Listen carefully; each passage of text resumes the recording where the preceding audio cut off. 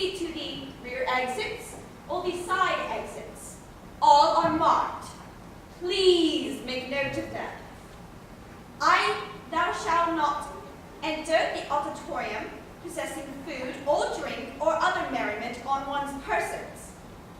Thou shalt not operate thy cellular device during the entertainment. It is a distraction to our players. And please, no flash photography. There will be a 15-minute pause at the center point of the play. Please partake in the purchase of refreshments in the lobby. Thank you for attending and enjoy the show.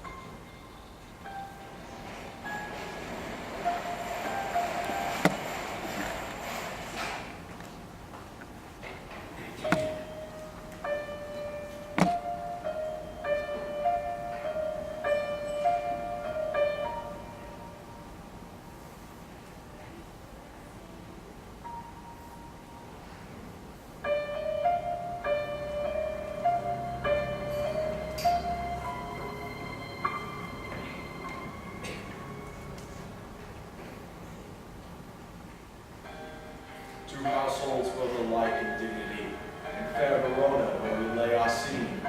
From ancient grudge breaks to new mutiny, where civil blood makes civil hands unclean. From forth the fatal loins of these two foes, a pair of star-crossed lovers take their life. What misadventure piteous overthrows do with their death, bury their parents' strife.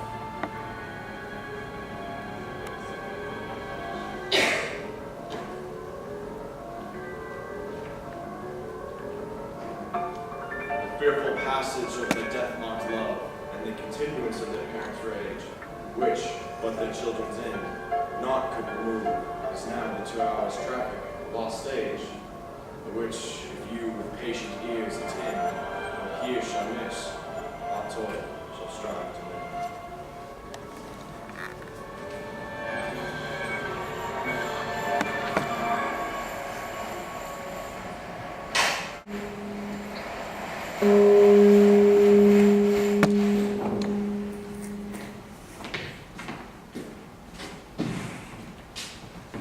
On my word, Gregory, we'll not carry coals. No, then we should be colliers. I mean, it will be collar will drop. Aye, while you live, draw your neck out of the collar. I start quickly being moved. But thou art not quickly moved to strike. A dog last month you moves me. To move is to stir, to be valiant, to stand. Therefore, if thou art moved, thou runnest away. The dog last month you shall move me to stand. I will take to all any manner made of Montague. Then that shows thee a weak slave, for the weakest goes to the wall. True, and therefore women, being the weaker vessels, are ever thrust to the wall. Therefore I will push Montague's men from the wall and thrust his maids to the wall. The quarrel is between our masters and us, their men. 'Tis all one.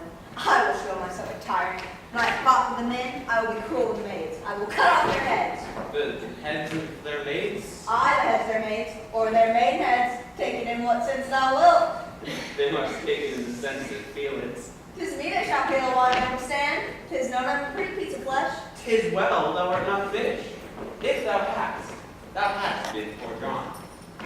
Draw thy tool. Here come two of the house of the Montagues. My naked weapon is out. Quarrel, I will back thee. How? Turn thy back and run. Fear me not. Nay, Mary, I fear thee. Let us take the law on our side. Let them begin.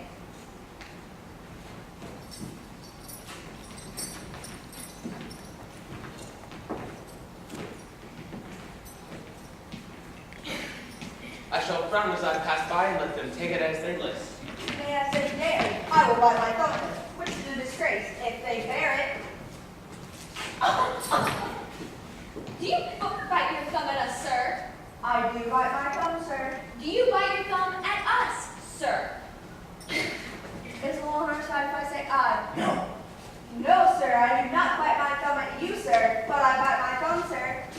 Do you quarrel, sir? Quarrel, sir? No, sir. If you do, sir, I'm for you. I serve a good as man as you. No, better. Well, sir. Say better. Here comes one of my master's kinsmen. Better, sir. You lie. Rocky be men. Gregory, remember that slashing blow. That's it. Fools, put up thy swords! You know not what you do. What art thou drawn amongst these heartless hinds? Turn, Benvolio, and face thy death. I do but keep the peace. Put up thy sword, or manage it to part these men with me. What? Drawn and talk of peace! I hate the word, as I hate hell, and all Montagues, and thee. Have at thee, you coward. What noise is this? Give me my long sword. Hurry! Crack, willing for a sword. The sword I say, oh, mine is come. And first it is blade in spite of me. Now, villain captain! Hold me not, let me go!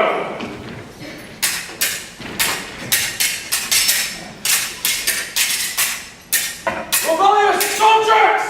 Enemies to peace! Profaners of this neighbor-stained steel! Will I not hear? What ho, you men! Beasts! Throw your mistempered weapons upon the ground, near the sentence of your moved prince. 3 civil brawls bred of an airy word by thee, old Capulet, and Montague, have thrice disturbed the quiet of our streets. If ever you disturb the quiet of our streets again, your lives shall be the forfeit of the peace. But now all the rest depart away. Capulet, come thee along with me, and Montague, come thee this afternoon to know further our pleasure in this case. Once more, on pain of death, all men depart. Oh, where is Romeo? Oh, saw you him today? Right glad I am he was not in this fray. Madam, an hour before the worshipped sun peered forth the golden veil of the east, a troubled mind draped the walk of Rome. So early walking did I see your son. Towards him I made, but he was ware of me and stole into the covert of the wood. Many morning hath he there been seen, with tears augmenting the fresh morning dew, adding clouds, more clouds of a deep sighs. Away from the light steals home my baby son, and private in his chamber tends himself, shuts up the windows, locks far daylight out, and makes himself an artificial night. Dark and pretentious this humor prove, unless good counsel may the cause remove. My noble uncle, do you know the cause? I neither know it nor can learn of him, Have you importuned him by any means? both by myself and by many other friends, but he is on affection's counselor as to himself. I cannot say how true, but to himself so secret and so close. Could we but learn from whence his sorrow grew, we would as willingly give cures known. See where he comes, so please you step aside. I'll know his grievance are much be denied. I would thou wert so happy by thy stay to hear true shrift. Come, madam, let's away.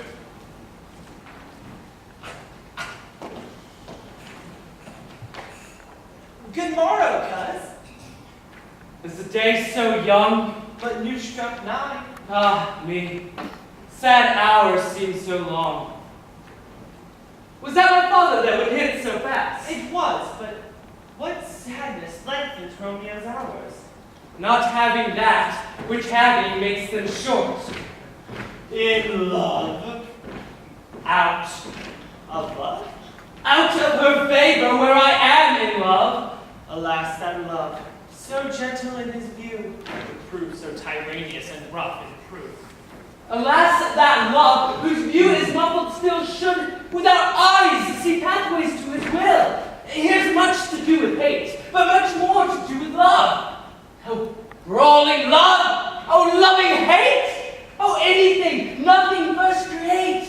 Heavy lightness, serious vanity, misshapen chaos of well-seen forms, still waking sleep. That is not what it is.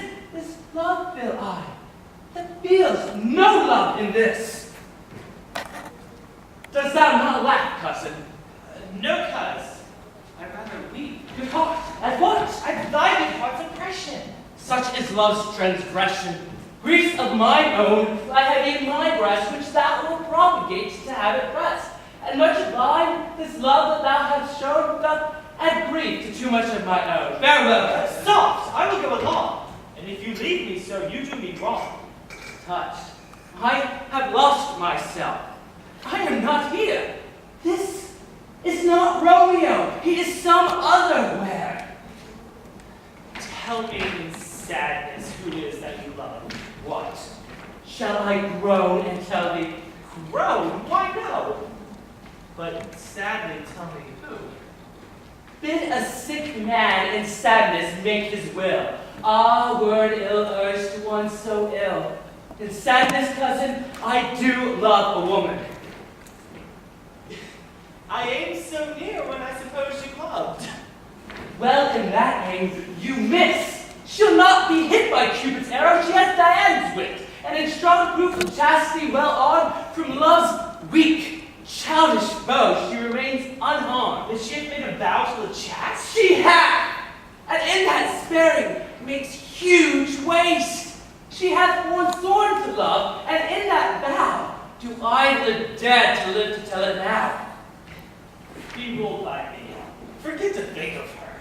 Oh, teach me how I should forget to think. By giving liberty unto thine eyes, Romeo, examining other beauties. 'Tis the way to call hers exquisite and question more. He that hath been stricken blind cannot forget the precious treasure of his eyesight lost. Farewell, cousin, thou canst teach me to forget. I'll pay that doctrine, or else die in debt.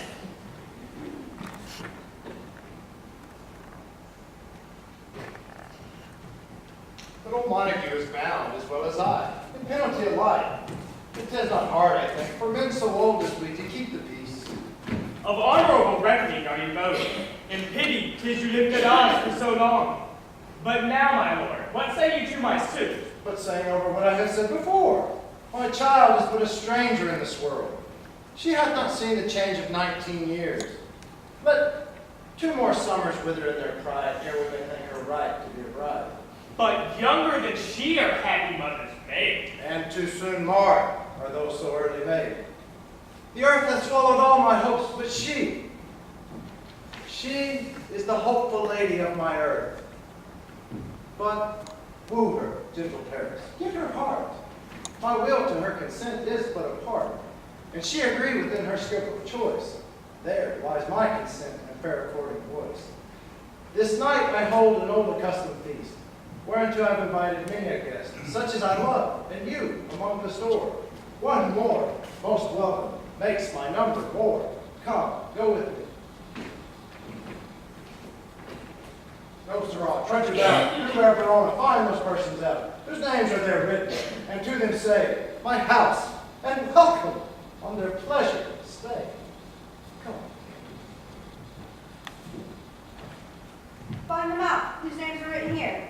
I'm sent to find those persons whose names are here written, and can never find what names the writing person had here written. I must go learn. One pain is lessened by another's anguish. Take thou some new infection to thine eye, and the rank poison of the old will die. Your plaintive leaf is excellent for that. For what I heard.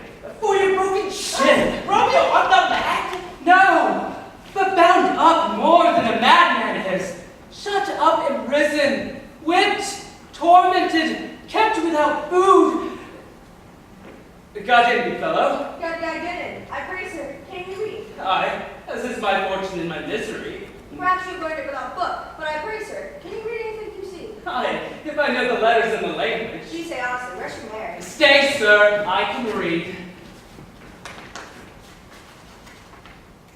Signor Martino and his wife and daughters, County Aslan and his beauteous sisters, my fair niece Rosaline, Livia, Signor Valentino and his cousin Tybalt.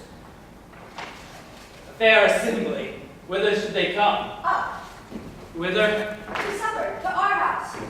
Whose house? My master's. Indeed, I should have asked that before.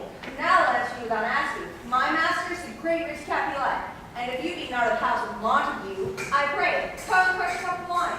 Or should marry. At this same ancient feast of Capulets sups the fair Rosaline, whom thou so lovest, with all the admired beauties of Verona.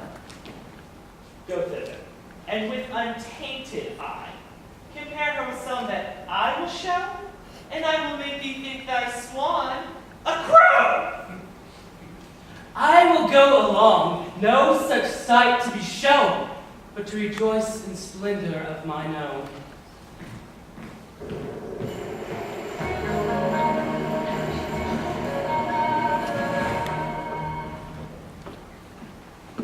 Nurse, where is my daughter? Call her forth to me. Juliet, How now, who calls? your mother. Madam, I am here. What is your will?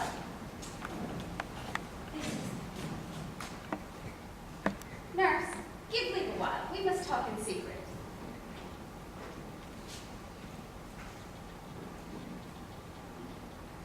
Nurse, come back again. I've remembered thee. Thou'st hear our counsel. Thou knows my daughter's of a pretty age. Hey, I can tell her age at 2 an hour. But she's not 19.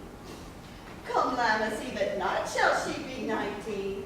Susan and she, God rest all Christian souls. What of an age? Well, Susan is with God. She was too good for me, but as I said, on Lammas Eve at night shall she be 19. That shall she be. Mary, I remember it well. 'Tis 16 years now since the earthquake, and she was weaned. I never shall forget of all the days of the year upon that day, my Lord and you were then about you. Since that time, 16 years. Well, then she could stand alone. Nay, by the rood, she could have run and waddled all about. For even the day before, she broke her ground. And then my husband, God rest his soul, I was a married man, took up the child, and yea, quoth he, dost thou fawn upon thy face? Thou wilt fall backward when thou hast more wit, wilt thou not, Jewel? And by my holiday, the pretty wretch left crying and said, ah! Enough of this. Hold thy peace, I pray thee. Yes, madam. Yet I cannot choose but love. Peace I have done. God mark thee to his grace. Thou wast the prettiest babe that e'er I nursed. And I might live to see thee married once I have my wish. Mary, that Mary is the very thing I came to talk of. Tell me, daughter Juliet, how stands your disposition to be married? It is an honor I dream not of. An honor! Well, think of marriage now. Younger than you, here in Verona, ladies of esteem, are made already mothers. By my count, I was your mother much upon these years that you are now a maid. Thus then in brief, the valiant Paris seeks you for his love. A man, lady, such a man! What say you? Can you love the gentleman? This night you shall behold him at our feast. Read over the volume of young Paris's face, and find the light writ there with beauty's pen. So shall you share all that he doth possess by having him, making yourself no less. No less. Nay, bigger. Women grow by men. Speak briefly.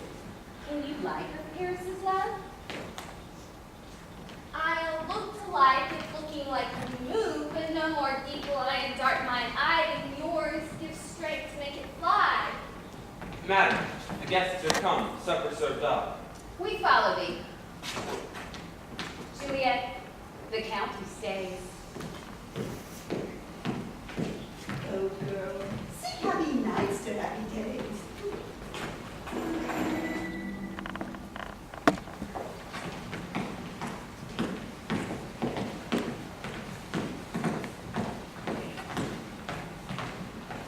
What speech shall be spoke for our excuse, or shall we arm without apology? Let them measure us by what they will. We'll measure them a measure and be gone. Find me a torch. I am not for this ambling. Being but heavy, I will bear the lies. Nay, gentle Romeo, we must have you damned. Not I. Believe me. You have dancing shoes with nimble soles. I have a soul of lead so sinks me to the ground, I cannot move. You are a lover. Borrow Cupid's wings and soar with them above the common bound. I am already too sore and pierced by his shaft to soar upon his wings, and so bound, cannot bound a pitch above dull low. Under love's heavy burden do I sink. And to sink in it should you burden love. Too great a threshold for a tender thing. Is love a tender thing? It's too rough, too rude, too boisterous, and it pricks like thorn. If love be rough with you, be rough with love. Prick love for pricking, and you beat love down. Give me a case for my beseech. A visor for a visor, what care I? Come, knock it at, and no sooner in, but every man be taken to his legs. Let lanterns light apart, tickle the senseless rushes of their heels. I will be a candle holder and look on. Game was never so fair, and I am done. Come, we burn daylight! Ho! Nay, that is not so. I mean, sir, in the lay. We waste our lights in vain, like lamps by day. Take our good meaning for our judgment sits. 5 times in that era, once in our 5 wits. And we mean well in going to this mass, but 'tis no wit to go. Why, may one ask? I dreamed a dream tonight. And so did I. Well, what was yours? That dreamers often lie. In their beds, where they do dream things true. Oh, so I see Queen Mab hath been with you. Queen Mab? What's she? She is a fairy's midwife, and she comes in a shape no bigger than an agate stone on the forefinger of an advocate, drawn by a team of little athletes, tickling the person's nose as they sleep. Then dreams he of another bit of vice. Sometimes she drives with over soldiers' necks, and he dreams of cutting foreign throats. Drums in his ear, and when she starts and wakes and beats the sprite and swears a prayer or two, and sleeps again. This is the hag that when many fly on their back, that presses them and lets them.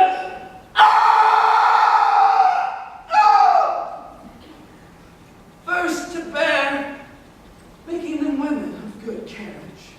This is peace, Mercutio, peace. That speaks enough. True, I talk of dreams, which are the children of idle brains, begot of nothing but vain fantasy, as thin a substance as the air, and more inconsistent than the wind who woes.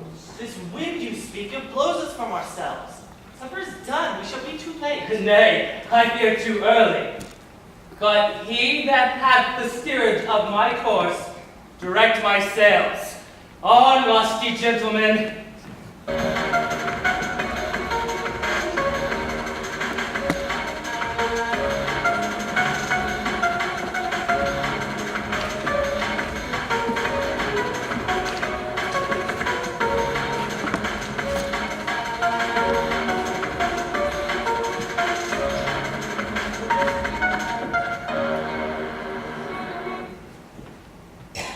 Welcome, gentlemen. Ladies that have their toes unplugged with corns will have a bout with you. Oh, my mistresses, which of you now will deny to dance? She that makes dainty, oh, child. She, I'll swear, had corns. Have I come near you? Welcome, gentlemen. I have seen the day that I have worn a visor, and could tell a whispering tale in a fair lady's ear, such as would please. You are all welcome, gentlemen.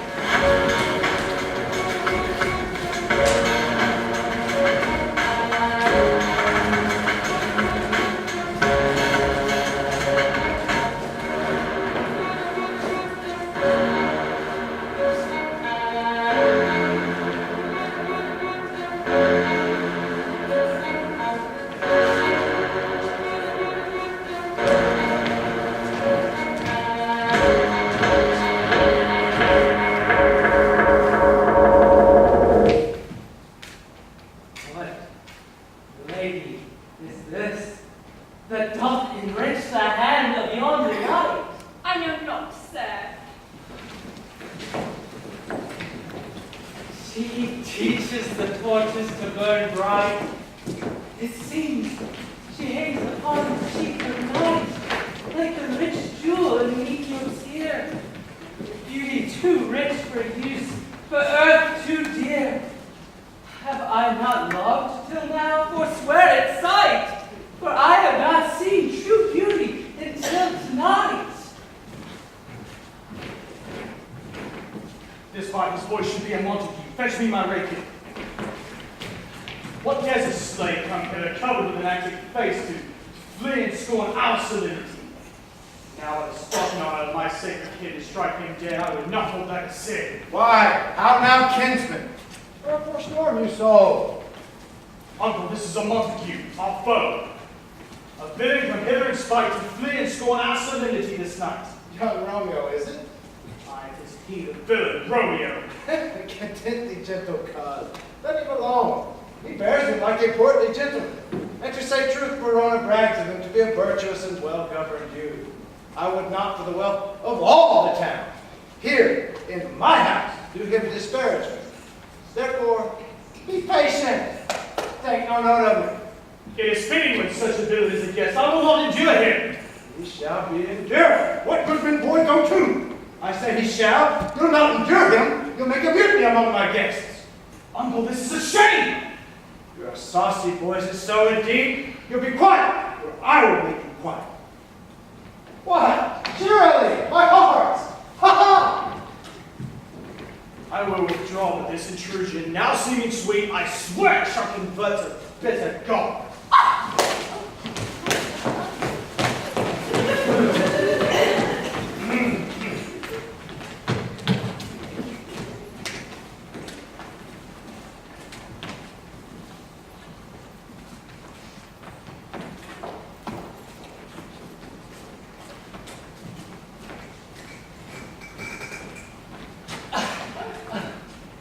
If I may profane this most holy shrine with most unworthiest hands, the gentle vine is this. My lips, two blushing pilgrims, ready stand to smooth that rough touch with a tender kiss. Good pilgrim, you do wrong your hand too much, which mannerly devotion shows in this. For saints do have hands that pilgrims' hands do touch, and palm to palm is holy palmer's kiss. Have not saints' lips and holy palmers too? Aye, pilgrim, lips that they must do some prayer. Then let lips do what hands do. They pray. Grant thou, lest faith turn to despair. Saints do not move, though grant for prayer's sake. Then move not, while my prayers effect I take. Then add the sin that my lips have took. Trespass sweetly urged, give me my sin again. You kissed that book. Your mother cries a lot with him. What is her mother? Mary Bachelor. Her mother is the lady of the house, and a good lady, and a wise and virtuous. I nursed her daughter that you talked with all. I tell you, he that can lay hold of her shall have the cheeks. Is she a Capulet? My dear account, my life is my foe's debt. Away be gone. The sport is at the best. Nay, I fear the more is my unrest. Hey, gentlemen, prepare not to be gone. Is it even so? Well, I thank you all. I thank you all, this gentleman. Good night.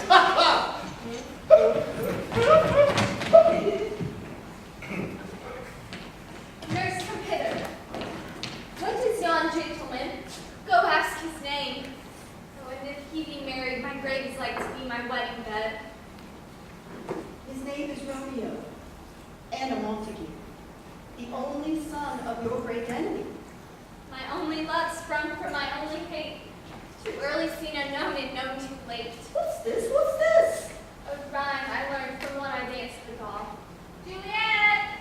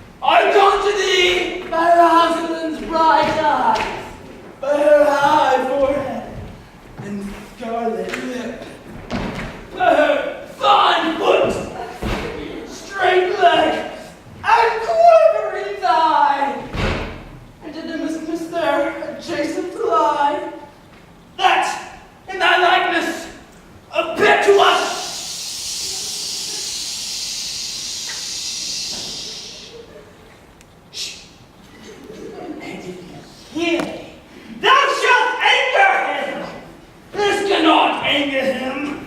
Twould anger him to summon a spirit in his mistress's circle of some strange nature, letting it there stand while she laid it and conjured it down. That was his fight. My invocation is fair and honest, and in his mistress's name, I conjure only to raise up. Come, he hath hid himself among the trees to be consorted with the humorous night. Blind is his love. Best be fixed at night. Yea, if love be blind, love cannot hit the mark. Oh, Romeo! Oh, that you were an open arson, thou a pauper in pair. Romeo! Good night. To my chuckle bed. The fill bed is too cold for me to sleep. Come, shall we go? Go then, for 'tis in vain to seek one here who means not to be found.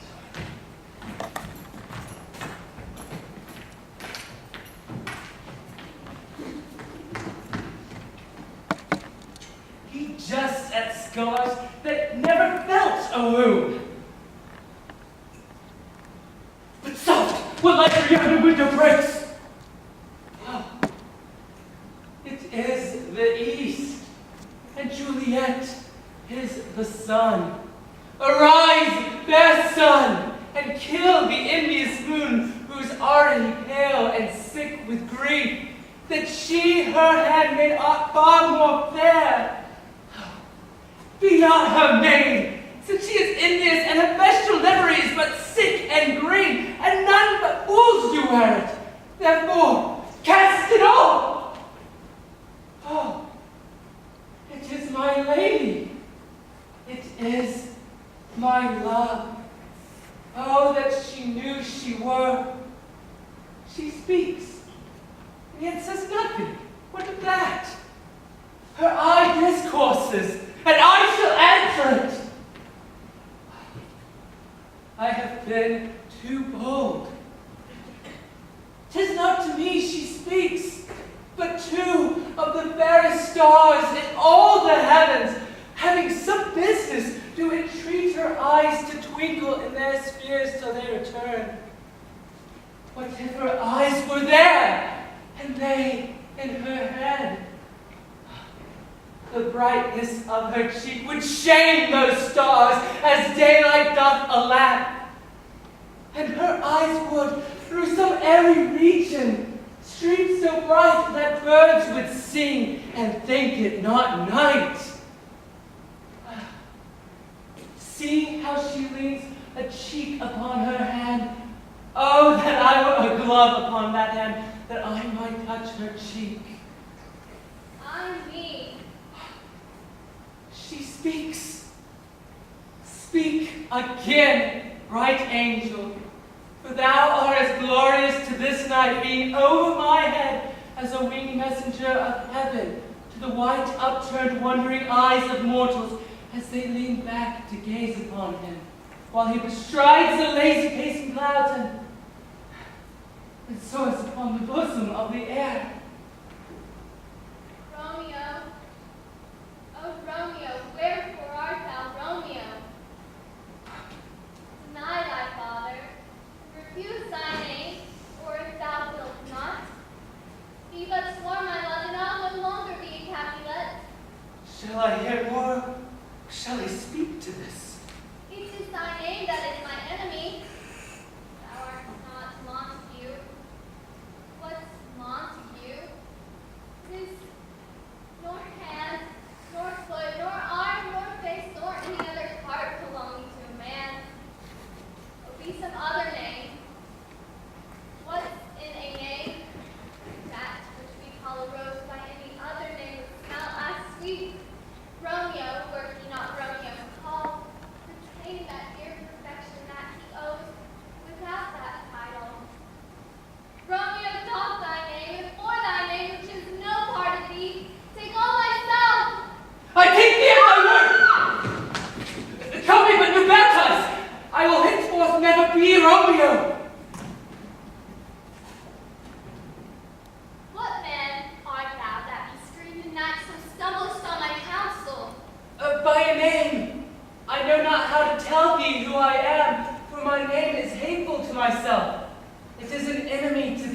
saint.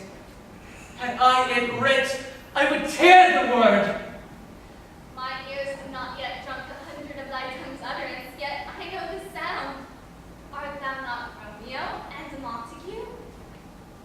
Neither, dear saint, if either thee dislike. How camest thou hither? Tell me of wherefore. The orchard walls are high and hard to climb, and the place death, considering who thou art, if any of my kinsmen find thee here. With love's light wings do I overpush these walls. The stony limits cannot hold out love, and love can do that which dares love attempt. Therefore, thy kinsmen are of no let to me. If they do find thee, they will murder thee. Alack, there lies more peril in thine eyes than 20 of their swords. Be thou but soft, for I am proof against their enmity. I would not for the world they find thee here. I have night's cloak to hide me from their sight. And if thou love me, let them find me. It is enough that I call thee mine. My life were better ended by their hate than life corrode wanting of thy light. But how didst thou found out this place? By love, who first did prompt me to inquire. He lent me counsel, and I lent him eyes. I am no pilot, but wert thou as far as the vast shore, washed from the furthest sea, I would adventure for such merchandise. Thou knowest the mask of night is on my face, else would it be in blush bepaint my cheeks. Fain would I dwell in form, fain deny farewell compliment. Dost thou love me? I know thou wilt say aye, and I will take thy word. But if thou swearest thou mayst prove false, I love's perjury, say Sancho Glass. O gentle Romeo, pronounce it faithfully. But if thou think time too quickly won, I will frown and be perverse and say thee nay, for I will prove more true than those more cunning to be strange. I should have been more strange, I must confess, but thou overheardst ere I was ware of my true love's passion. Therefore pardon me to impute the gilding to light love that the dark night hath so discovered. Lady, by yonder blessed moon do I swear, that tipped with silver the Don't fruit. swear by the moon, the inconstant moon who monthly changes with her fickle lord, lest thy love prove black by a fairy. What shall I swear by? Don't swear. But if thou must, swear by thy gracious self, which is the God of my idolatry, I'll believe thee. Lady, by my heart's dear. Don't swear. Although I have joined thee, I have no joy in this contract tonight. It is too rash, too sudden, too unadvised, too like delighting, which thou seekst to be ere one says it pines. Sweet good night. This bud of love ere next we meet will be a beauteous flower by summer's ripening breath. Good night, good night. As sweet repose and rest comes to thy heart as within my breast. Wilt thou leave me so unsatisfied? What satisfaction canst thou have tonight? The exchange of thy heart's faithful vow for mine. Why, I did give thee mine before thou didst request it. And oh, would I were to give again. Withdraw it? For what purpose, love? But to be frank, and give it thee again. My bounty is as boundless as the sea, and my love is deep. The more I give to thee, the more I have. For both are infinite. I hear some noise within. Dear love, adieu. Anon, good nurse. Sweet love, be true. Stay but a little, I will come again. Oh, blessed night. I am afeard that it being night, this is but a dream, too flattering sweet to be substantial. 3 words, dear Romeo, and good night, indeed.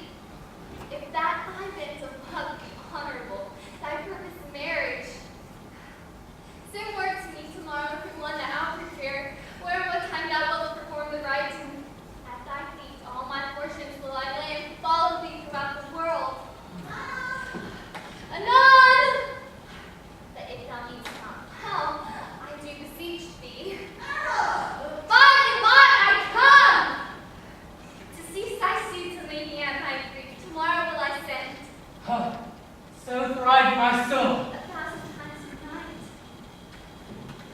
1,000 times the worst wanting of thy light.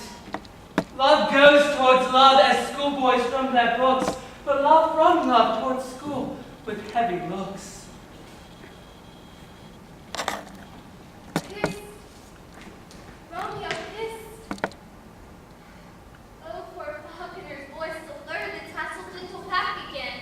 It is my soul that calls upon my name, as soft-sounding lovers' tongues at night, like richest music to attaining ears.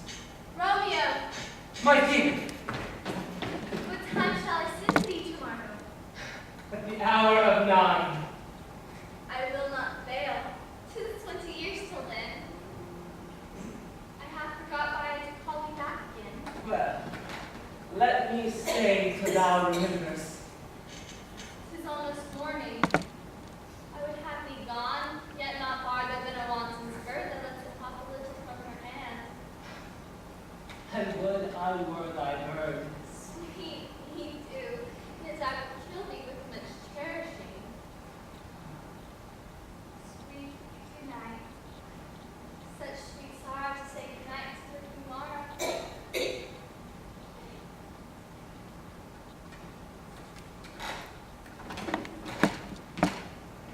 Sleep well upon thine eyes, peace in thy breast. Hence, hence, to my ghostly father's cell, his help to crave and my hap to tell.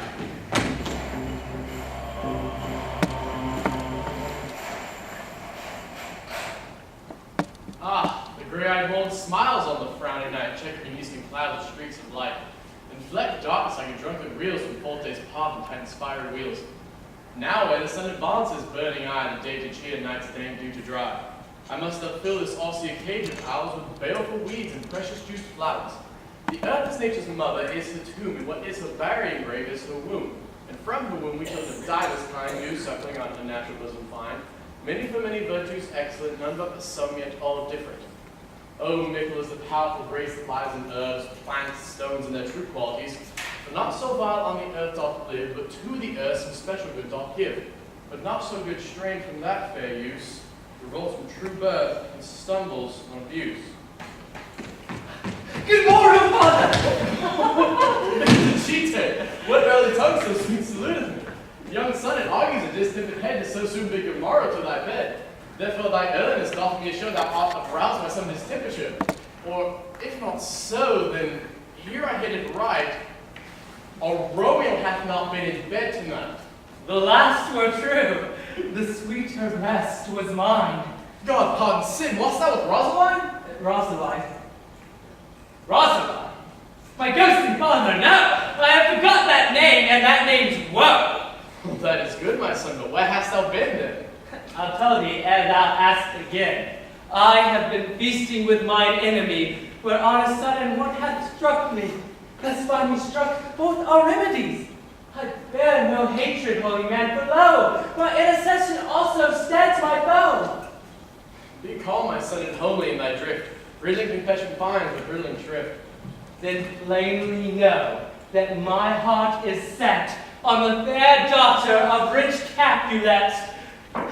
As wine on hers, so hers is set on mine, and all combined, save what thou must combine by marriage. When and where and how we met, we wooed, we made exchange a vow. I tell thee as we pass, but this I pray, that thou consents to marry us today. Holy St. Francis, what a change is here! Is Rosaline, whom thou didst love so dear, so soon forsaken? Young men's loved in lies, I see not true in their hearts, but in their eyes. Hasten, Maria, what a deal of brine hath washed thy sallow cheeks for Rosaline? How much salt water thrown away wastes the seasoned love, yet of it doth not taste. If thou lost thyself in these woes thine, then thyself and these woes were all for Rosaline. And oft thou change to pronounce this sentence then: women may fall when there's no strength in men. Thou chidest me oft for loving Rosaline. For doting, not for loving, pupil mine. Chide not. She whom I love now doth grace for grace and love for love allow. The other did not so. Ah, she knew well that I love did read by rote and could not spell. But, come, young waver, come, go with me. In one respect, I'll thy assistant be. For this alliance may so happy prove to turn your household's rancor into pure love. Hence, I stand on great haste. Wisely and slow, they stumbled to run fast, my young son.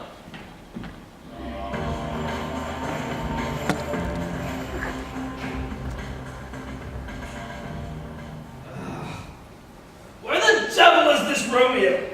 Coming not home tonight, not to his father's house. I spoke with his man. That same pale, hard-hearted wench Rosaline, to torment him so that he will sure run mad. Tybalt, the kinsman told Capulet, had sent a letter to his father's house, a challenge on my life. Romeo will answer it. Any man that can write may answer a letter. Nay, he will answer the letter's master. How he dares me dead. Alas, poor Romeo! He is already dead, stabbed by a white wench's black eye, shot through the air with a love song, the very pin of his heart, cleft by that blind boy's butt shaft. Is he a man to encounter Tybalt? Why, what is Tybalt? More than a prince of cats, I can tell you. He is a courageous captain of compliments. He fights as you sing Brixel. Keeps time, distance, and proportion. Here comes Romeo. Here comes Romeo. And without his robe, like a dried herring. Flesh, flesh, how art thou, fishy pied? Signor Romeo Bonjour. It's a French salutation for your French slob. You gave us the counterfeit fairly last night. Good morrow to you both. What counterfeit did I give you? The slip, sir, the slip. Can you not conceive? Mercutio, my business was great. And in such a case as mine, a man may strain courtesy. That's as much as to say such a case as yours constrains a man to bow at the hands. Meaning to courtesy? Thou hast most kindly hit it. A most courteous exposition. Nay, I am the very pink of courtesy. Pink for flower. Right. Then why is my pot well flowered? Well said. Follow me this jest now till thou hast worn out thy pump. For when the single soul of it is worn, the jester may remain after the wearying soul singular. A single-souled jest solely singular for the singleness. Eh? Come between us, good Romeo, my wits faint. Switch and spurs, or I will cry a match. Nay, if thy goes in the wild goose chase, I have none. For thou hast won the wild goose and one of thy wits, and I am sure I have my whole five. Was I with you there for the goose? Thou wast never there for anything when thou was not there for the goose. I will bite thee by the ear for that. Nay, bite not, sweet goose. Thy wit is very bittersweet. It's a most sharp sauce. And is that not well served into a goose? Why is this not better than groaning for love? Now thou art sociable. Now thou art Romeo. Now thou art what thy art, by art as well as by nature. For this dribbling love like a great gnat will run lolling up and down thy dizzy bobble. Oh, stop there. Thou desirest me to stop my tail against the hair. Thou wouldst else have made thy tail long. No, thou art deceived. I would have made it short. For I was come to the whole depth of my tail, and meant indeed to occupy it no longer. Here is goodly gear. Come you good morning, gentlemen. God be good in, fair gentlewoman. Is it good in? 'Tis no less, for the body hand of the dial is now breaking on me. And upon you? What kind of man are you? One gentlewoman that God hath made for himself to mar. Gentlemen, can any of you tell me where I might find the young Romeo? I can tell you, though young Romeo will be much older from when you saw him to when you found him. I am the youngest of that name for fault of the worst. You say well. Nay, is the worst well? Very well took in faith, wisely, wisely. If you be ye, sir, I desire some confidence with you. she will indict him to some supper. Applaud! I will follow you. I will follow you. Farewell, ancient lady. Farewell. Pray you, sir, what saucy merchant is this that is so full of his roguery? A gentleman who loves to hear himself talk. He will speak more in a minute than you will stand to in a month. And I'll speak anything against me, and I'll take him down, and I will lustier than he, and 20 such jacks. And if I cannot, I'll find those that shall.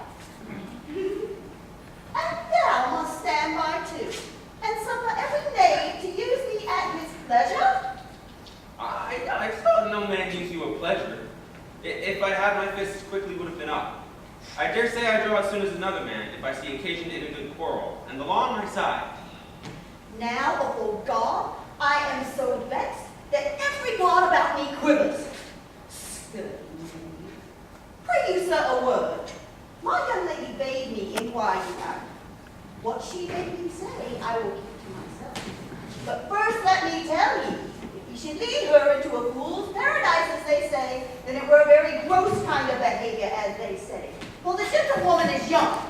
Therefore, if you should deal double with her, truly it were an ill thing to be offered to any gentlewoman, and very weak dealing. Commend me to thy lady and mistress. I protest unto thee. Good-hearted, in good faith, I will tell her as much. Lord, she will be a joyful woman. What will you tell her? Dost thou not mark me? I will tell her, sir, that you do protest, which, as I take it, is a very gentlemanlike offer. Bid my lady some device to strip there at Friar Lawrence's cell this afternoon. She will be shrived and married. Here is for thy pains. No, truly, sir, not depend. I say you shall. This afternoon, sir, she shall be there. Commend me to thy lady. I 1,000 times. Peter! Go aboard a pace.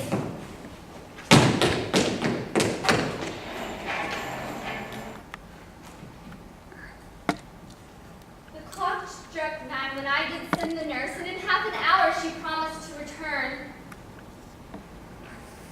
Perchance she cannot meet him? Oh no, that is not so. Oh, she is lame. Love's heralds should be thoughts which 10 times faster glide over luring hills, dragging back shadows.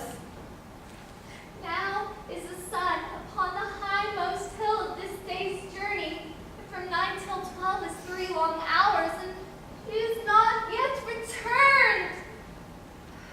Had she affections and warm youthful blood, she would be as swift in motion as a ball. My words would bandy her to my sweet love and him to me. But old folks, married, being as they were dead, slow and heavy and pale as lead. She comes and she brings news. Why dost thou look so sad, nurse? I am a-weary. Give me leave a while. Fie, how my bones ache. Oh, what a jaunt have I had. I thy news, and I thy bones. Good nurse, speak. Good nurse, speak. Hasten what haste. Can you not stay a while? Do you not see that I am out of breath? How art thou out of breath when thou hast breath to say that thou art out of breath? Now, is thy news good or bad? Answer to that. I will state the circumstance. Answer to that. Well, you have made a simple choice. You know not how to choose a man. Romeo, no, not he. Although his face be better than any man's, yet his leg excels all men's. And for a hand and a foot and a body, though they be not to be talked on, they are past compare. He is not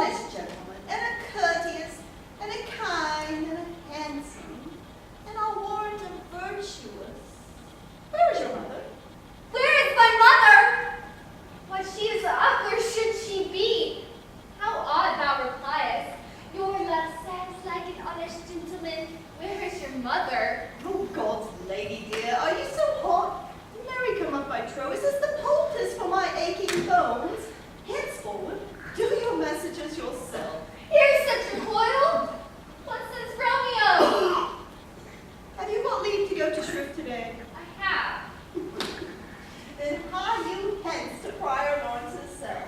There stays a husband to make you a wife. Now comes the wanton blood up in your cheeks. They'll be in scarlet straight at any minute. Hie you to the church, I must another way. I am the drudge and spoiling your delight, but you shall know the burden soon at night. Go, all to dinner, hie you to the cell. Oh, I the high fortune nurse, farewell!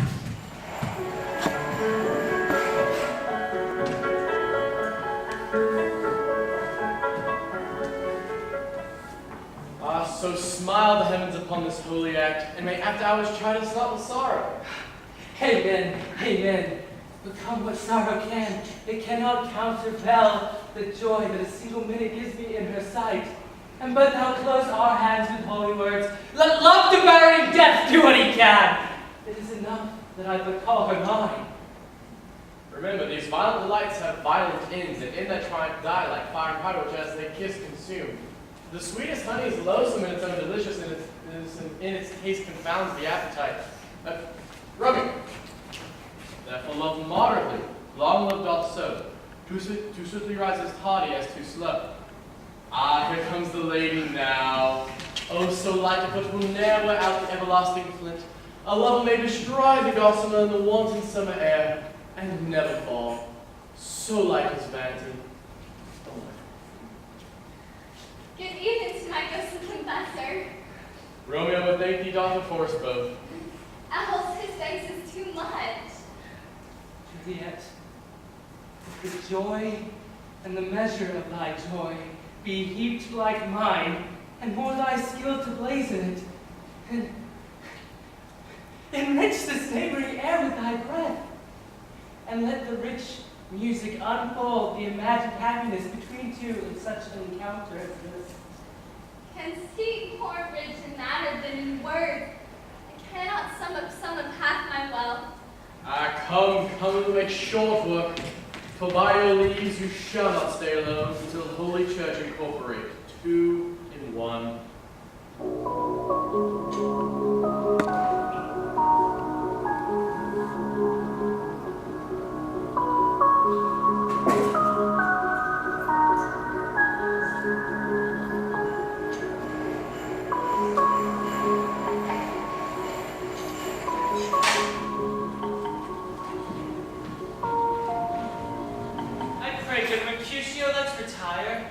The day's hot, the Capulets abroad, and if we meet, we shall not escape a brawl. For these hot days is the mad blood stirring.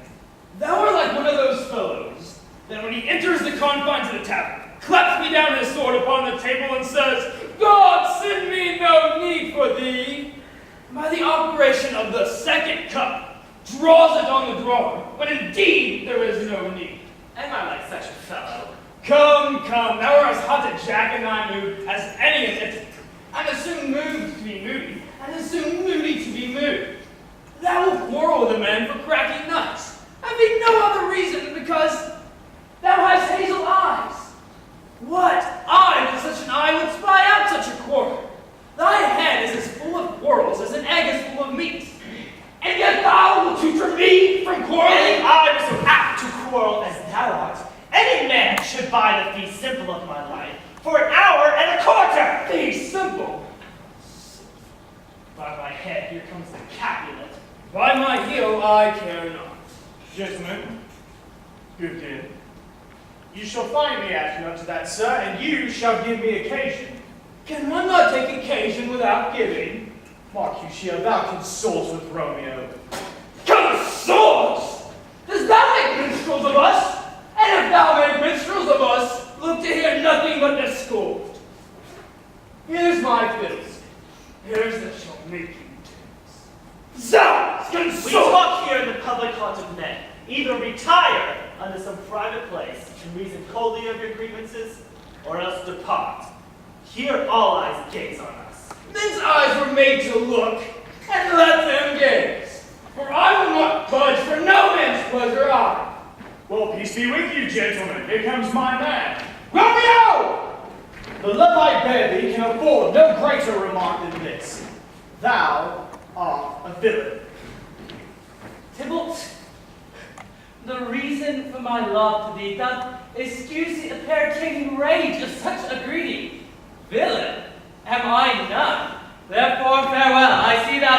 enough. For this shall not excuse the injuries that thou hast done me. Therefore you come and draw. And to protest, I have never injured thee, but love thee more than thou didst divide, so that there's the reason of my love. Therefore, good Capulet, whose name I tender as dear as my own, be satisfied. Oh, call this honor, oh vile submission. Tybalt and rat catcher, when you walk. And what wouldst thou have with me? Good king of cats! Nothing But one of your 9 lives. Then I am for you.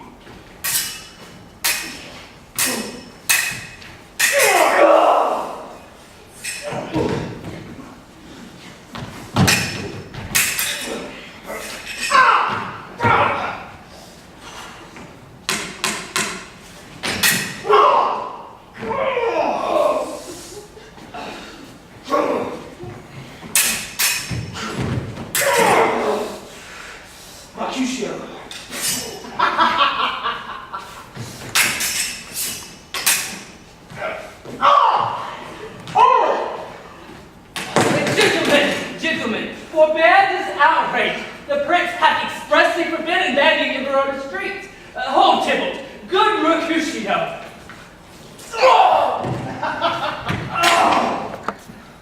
I'm hurt. A plague on both your houses. Oh, I'm sped. Is he gone and had nothing? Oh, it hurts. A scratch. Oh, Mary! There's enough. Courage, man. The hurt cannot be much. Not as deep as a well, nor as wide as a church door, but 'tis enough to serve. Ask for me tomorrow, and you but shall find me a grave man. Oh, I am peppered. I want for this world. A plague on both your houses! The sounds of dog, a rat, a mouse, a cat, to scratch your man to death! Why did the devil come in between us? I was hurt under your arm! I thought it only for the best. Take me to some house benvolio or something. Let me work me to meat! Oh, I haven't soundly to both your houses!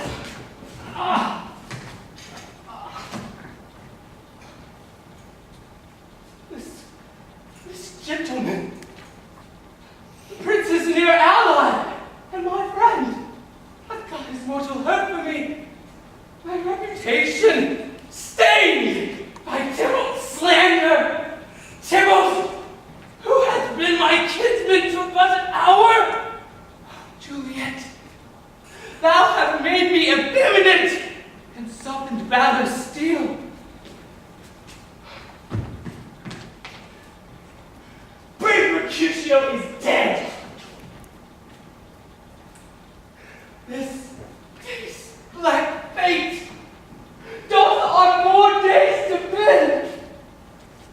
This will begin the woe, others must end. Here comes the furious Tybalt back again. Tybalt alive and Mercutio slain.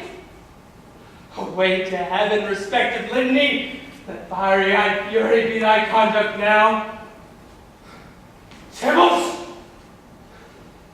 take back the villain that thou gavest me. For Mercutio's soul is a little above thine head, waiting for thy soul to join his company. Whether thou or I or both must go to him. Wretched boy, thou didst consult him here, and shalt with him hence. This shall determine that.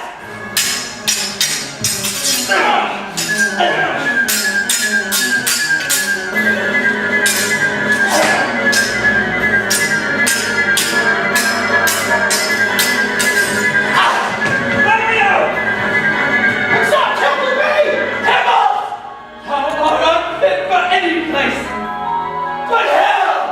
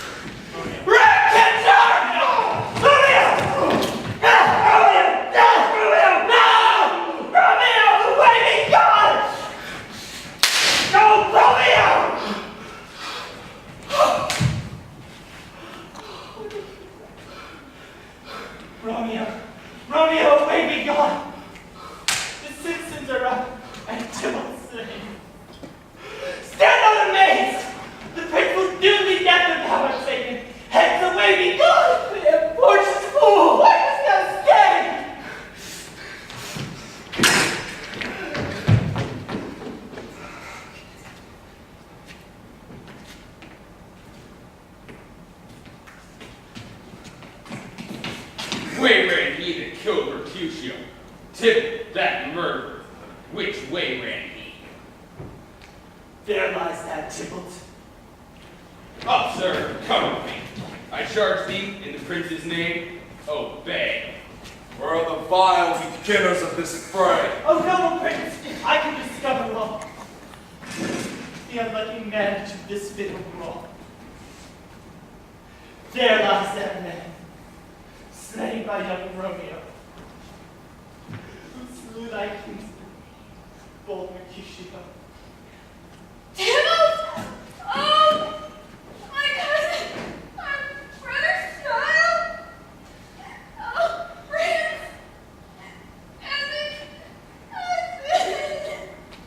Husband! The blood of your kinsman is spilled! Prince, as thou art true, for blood of ours, yet blood of you! Romeo, who began this fray? Tybalt here slain, whom Romeo's hand did slay. Romeo that spoke him fair, bade him bethink how nice the quarrel was, and urged with all your high displeasure. All this spoke with gentle breath, could not take truce with the unruly spleen of Tybalt, death to peace. But that he tilts with piercing steel and bold Mercutio's breast. Romeo, he cried aloud, hold friends, friends, part! And swifter than his tongue, his agile arm beats down their fatal points, and twists and rushes. Underneath whose arm, an envious thrust from Tybalt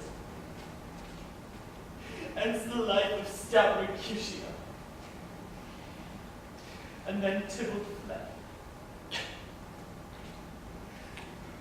But by and by comes back for Romeo, who had but newly entertained revenge. To it they go like lightning, for ere I could draw to part them, was stout Tybalt slain. And as he fell, did Romeo turn and fly. This is the truth, or let Benvolio die. He is kinsman to the Montague. Affection makes him false. He speaks not true. I beg for justice, which thou, prince, must give. Romeo slew Tybalt. Romeo must not live. Romeo slew he. He slew Mercutio, who now the price of his dear blood doth owe. Not Romeo, Prince. He was Mercutio's friend. His faults conclude but what the law should end, the life of Tybalt. And for that offense, immediately we do exile him hence. I have an interest in your hate proceedings. My blood for you rude brawls doth lie a bleeding. But I'll mercy you all in so strong a fine, that all shall repent the loss of mine. I'll be deaf to pleading and excuses. No tears, no prayers shall purchase our abuses. Therefore use none, and let Romeo hence in haste. Else when he's found, this hour is his last. Bear hence this body, and attend our will. Mercy but murder, pardoning those that kill. Haste, you fiery-footed steeds, to Phoebus' lodging. Such a wagoner as fate would whip you to the west and bring cloudy nights immediately. Shut thy closed curtains, love performing night, that runaway's eyes may wink. And Romeo, leave to these arms untalked of and unseen. Lovers can see to do their amorous rights by their own beauties, or if love be blind, best agrees with night. Come, civil knight, thou sober-suited matron all in black, and learn me to lose a winning match, played by a pair of maiden heads. Come, knights, come, Romeo, come, thou day in night, thy king may lie on the wings of night, whiter than new snow on a raven's back. Give me my Romeo, and when he shall die, take him and put him out into little stars that He will make the face of heaven so fine, and everyone will fall in love with night, and pay no worship to the garish sun. Oh, I have bought a mansion of a love, but not yet possessed it, although I am sold, I'm not yet enjoyed. So tedious is this day, as is the night before a festival to an impatient child who hath new robes and may not wear them yet. Here comes my nurse. She brings news, and every word that speaks but Romeo's name speaks heavenly eloquence. Thou nurse, what news? Why dost thou wring thy hands, nurse? Oh, Holiday. He's dead. He's dead. He's dead. We are undone, lady. We are undone. Alack the day. He's dead. He's dead. He's dead. Can heaven be so envious? Romeo can. Oh, heaven cannot. Oh, Romeo. Romeo. Who would have ever thought it? Romeo. What devil is this that torments me thus? Shall be roared in dismal hell. Hath Romeo slain himself? Say but I. Oh, this poison's more than the death-darting eye of cockatrice. Oh, if he has slain himself, say I, but if not, no, for the brief sounds determine my weal or woe. I saw the mark. I saw it with mine own eyes. God save the mark. Hear this mad request. Oh, break my heart, poor bankrupt, break at once. Vile earth to earth resign, in motion here, and thou and Romeo press one heavy ear. Courteous Tybalt, honest gentleman, that ever I should live to see thee dead. What storm is this that blows so contrary? Is Romeo dead and Tybalt slaughtered? My dear loved cousin and my dear loved lord, if those two are gone, then who is living? Tybalt is gone, and Romeo banished. Romeo that killed him, he is banished. God, did Romeo's hand shed Tybalt's blood?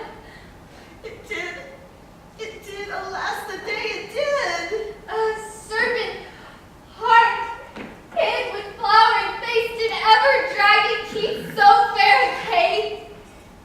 Beautiful tyrant, being angelical, was ever book containing such a vile matter, so fairly bound?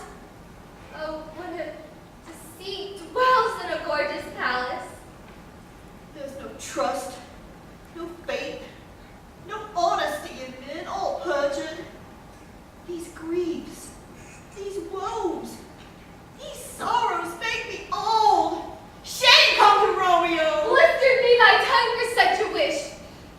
He was not born to shame. Upon his brow, shame is as shame is it.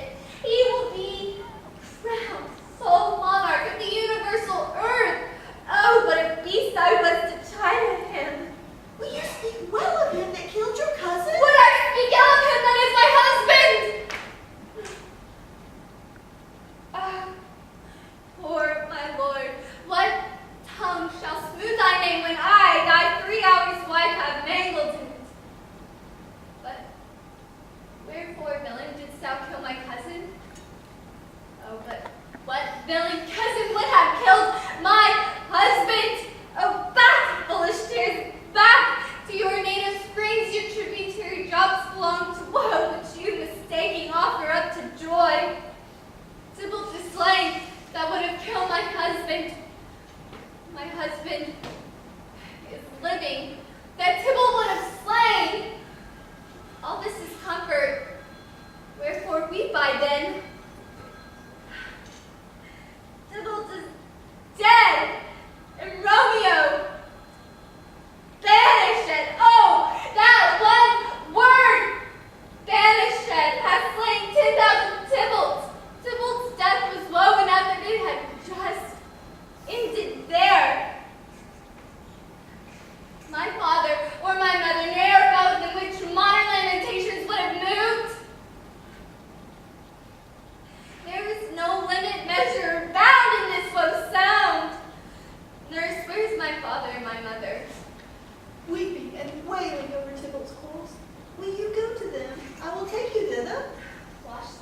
wounds with tears. Mine will be spent where theirs are dry on Romeo's banishment.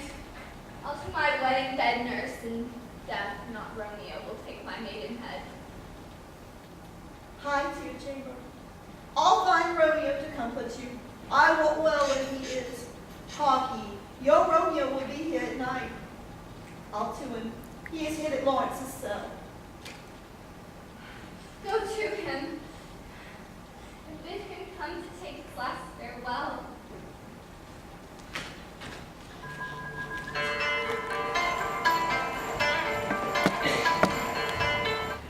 Romeo, come forth, thou fearful man. Affliction is enamored of thy parts, and thou art wedded to calamity.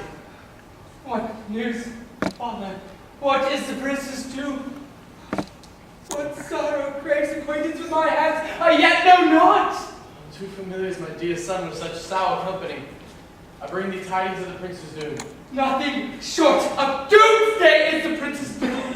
A gentler judgment hath vanished from his lips, not body's death, but body's banishment. Banishment. Have mercy and save death! Exile have more terror in his look, much more than death. Say not banishment. Hence from Verona art thou banished. Be patient, for the world is broad and wide. There is no world but Verona walls, except purgatory, torment, hell itself. Thou cuts my head off with a golden axe, and smileth on the stroke that murders me. O deadly sin, O rude unthankfulness! For thy fault Allah calls death, but the kind prince, taking thy part, had pushed aside the law and turned that blackwood death to banishment. This is the mercy, and thou seest it not. Is torture, and not a mercy. Here is heaven. Here is where Juliet lives. Every cat, every dog, every unworthy thing may look upon her. But Romeo may not. Romeo is banished. Flies can do this, but from this I must fly. Friar, the damned use that word in hell. Howlings attendant, how hast thou the heart, being a divine, a ghostly confessor, a sin absolver, and my friend mangle me with the word banished. The fond madman, hear me but speak a word. I will speak again of banishment. I'll give thee armor to keep off that word. Adversity sweep up philosophy to comfort thee, though thou art banished. Hang your philosophy, unless it can help a Juliet to displant a town or reverse a prince's doom. It helps not, it prevails not. Talk no more. Oh, then I see that madmen have no ears. How can they, when wise men have no eyes? Let me dispute with thee of thy estate. Without his young son, Juliet, thy wife, but an hour married, killed, slain. Doting like me and like me banished. Then thou could talk. Then thou mightst fall upon the earth and ribbon thy hair as I do now, taking measure of an unmade grave. Arise, will not Romeo, hide thyself. Not I. Not unless these heart-sick groans mist-like enfold me from their searching eyes. Hark how they knock. Who's there? Romeo, rise, thou wilt be taken.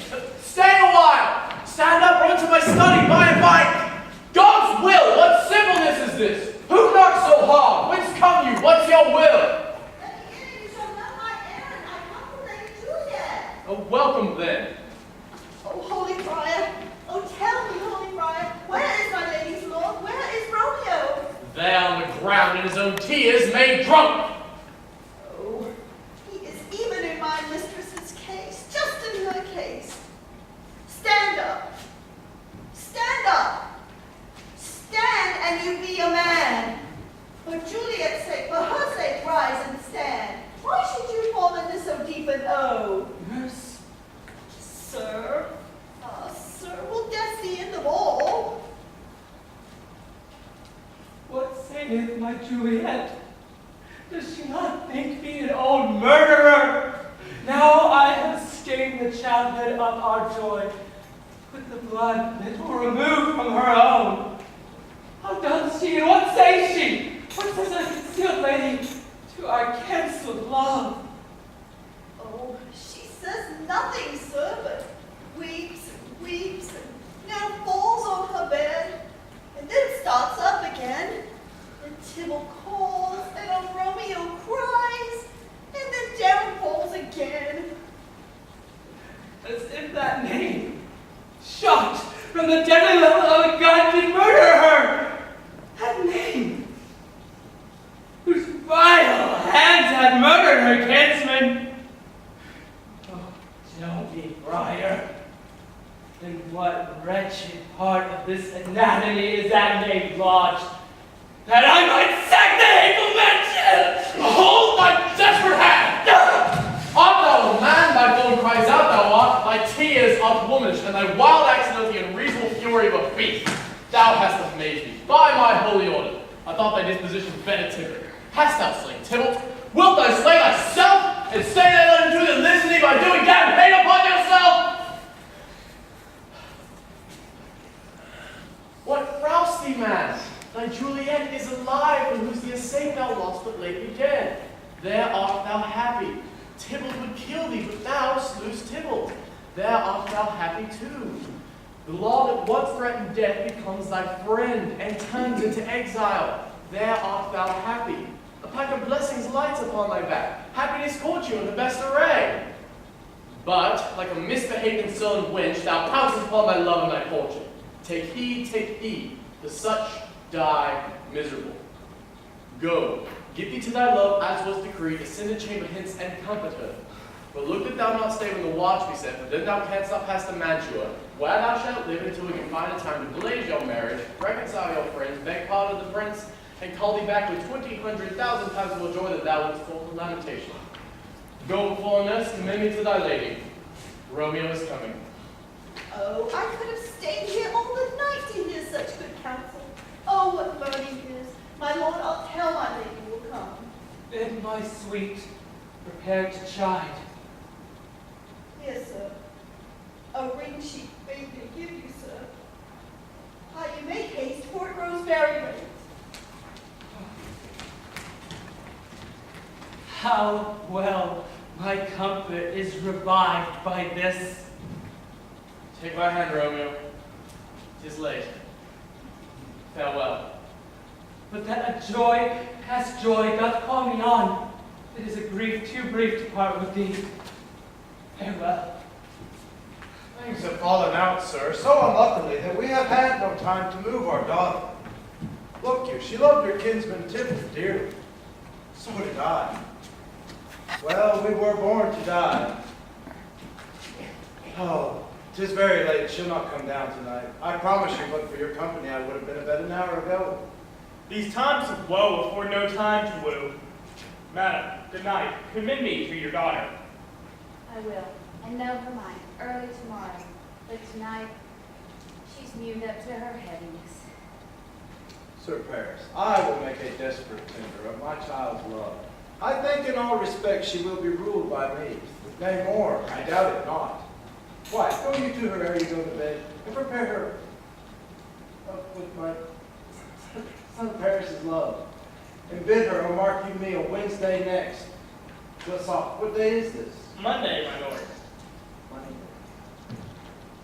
Well, Wednesday is too soon. On Thursday let it be. On Thursday tell her. She shall be married to this noble earl. Will you be ready? Do you like this haste? We'll keep no great ado, a friend or two. For hark you, Tybalt being slain so late, it will be thought we held him carelessly, being our kinsman, if we rebel much. Therefore we'll have some half a dozen friends and there and in. But what say you to Thursday? My lord, I would that Thursday were tomorrow. Well, get you gone. Oh, Thursday be it then. Why, go you to Juliet ere you go to bed, and prepare her against this wedding day. Farewell, my lord. Light to my chamber, ho! Before we get so very, very late, that we may call it early. Bye. Good night.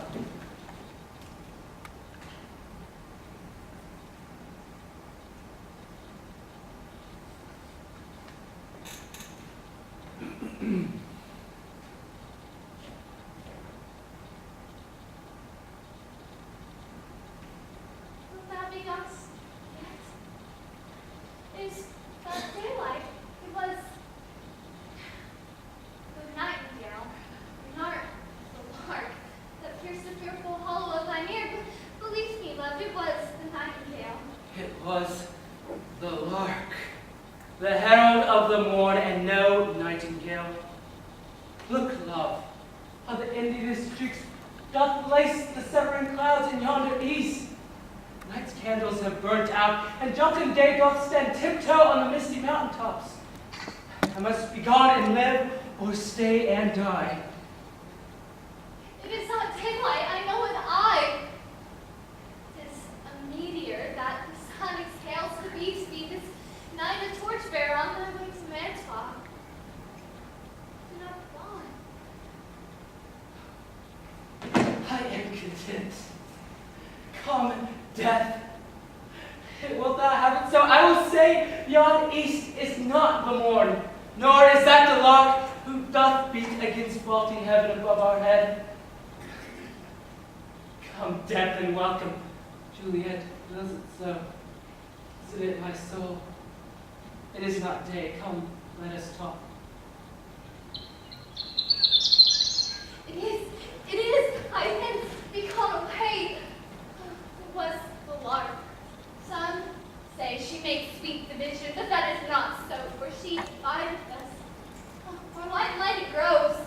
More light and light, more dark and dark our woes. Madam, Nurse, your lady mother is coming to your chamber. The day has grown. Be wary. Look about.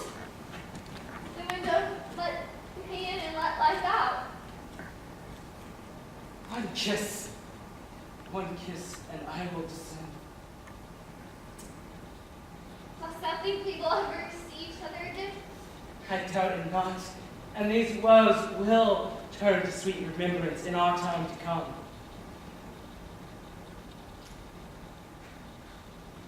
That lookest like thou were at the bottom of the tomb. Either thine eyesight fails or thou lookest pale. And believe me, love, for mine eyes so do you. Dry sorrow drinks our blood. Adieu. Adieu.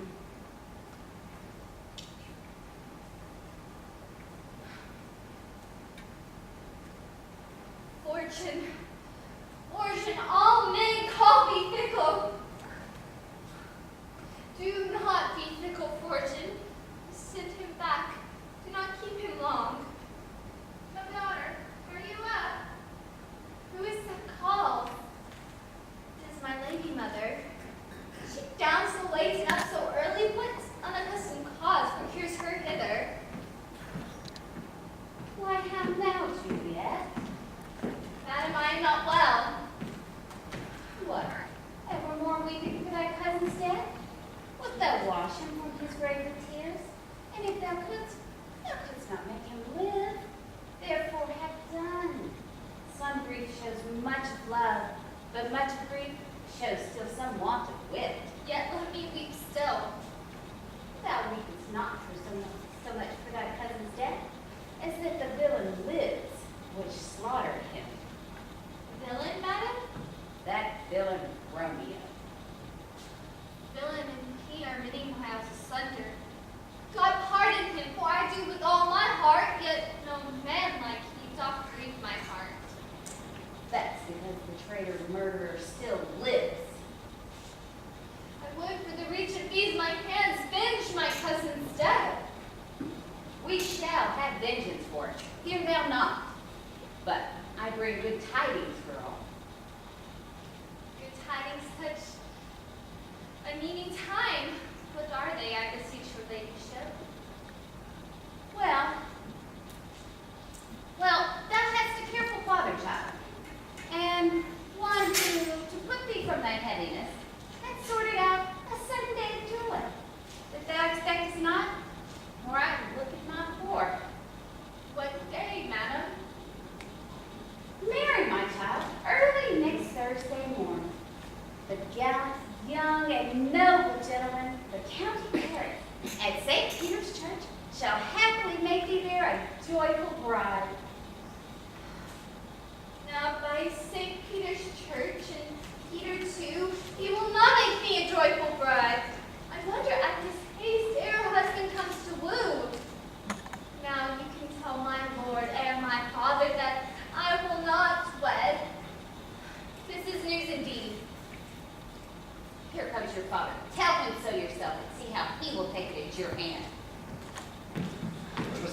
sets the air doth drizzle dew, but for the sunset of my brother's side, it rains down right. How now, a conduit girl? What? Still in tears, evermore showering? In one little body thou counterfeitest a bark, a sea, a wind, for still thy eyes, which I may call the sea, do ebb and flow with tears. How now, wife, have you delivered to her a decree? Aye, but she will none. She gives you thanks. I would the fool were married to her grave. Soft, take me with you. Why? How will she none? Doth she not give us thanks? Is she not proud? Doth she not count herself blessed, unworthy as she is, that we have brought for her so worthy a gentleman to be her bridegroom? Proud can I never be of what I hate, but thankful still for hate that isn't love. How now, chop logic, what is this? Proud, and I thank you not, and yet not proud. Mistress minion you, thank me no thankies, nor proud me no proud, but fiddle your fine joints against Thursday next, to go with Paris to St. Peter's Church, or I will drag thee on a hurdle thither. Fie, are you mad? Good father, I beseech you on my knees, patience not for me to speak a word. Hang the young baggage, disobedient wretch! I tell thee what, get thee to church on Thursday, or never after look me in the face. Speak not, reply not, do not answer me. My fingers itch. Why, we scarce thought us blessed that God had lent us but this only child. But now I see that this one is one too much, and that we have a curse in having her out on her building. God in heaven bless her. You ought to blame my Lord for rating her so. And why, my lady wisdom, hold your tongue. Utter it with your gossips, go! I speak no treason. Peace, you mumbling fool. Utter your gravity of our gossips bold, for here we need it not. You are too hot. God's bread, it makes me mad. Day, night, hour, time, work, play, alone, in company. Still my care hath been to have her matched, and having now provided a gentleman of noble parentage, proportioned as one's thoughts would wish a man to be, to have a wretched, puling fool to answer, I will not wed, I cannot love, I pray you, pardon me, but as you'll not wed, I'll pardon you. Grave where you will, you shall not house with me. Look to it, think on it, I do not use to jest, and you be mine, I give you to my friend, and you be not hanged, beg, starve, die in the streets, for by my soul, I never acknowledge thee, nor what is mine shall never do thee good. Trust to it, bethink you, I'll not be forsworn. Mother! Oh, mother! Delay this marriage for a month, a week! For if thou canst not make my wedding bed in the dim monument where Tybalt lies. Talk not to me, for I'll not speak a word. Do as thou wilt. I have done with thee.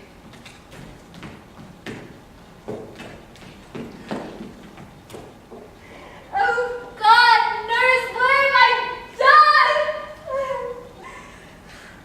Hast thou comfort, nurse? Faith, here it is. Romeo is vanishing, and all the world to nothing. That he dare ne'er come back to challenge you, or if he do, it needs must be by stealth. Then, so stands the cases now at Dol. I think it best you marry with the county. Oh, he's a lovely gentleman. He shrew my very heart. I think you are happy in this second match. What excels your first, or if it did not, first is dead, or 'twere as good he were. As being here and you no use of him, Speakest thou from the heart? and from my soul, or else beshrew them both. What? Well, that has comforted me marvelous much.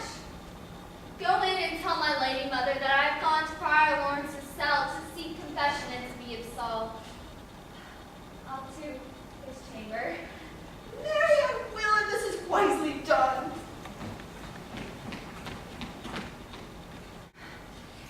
Ancient damnation, almost wicked fiend!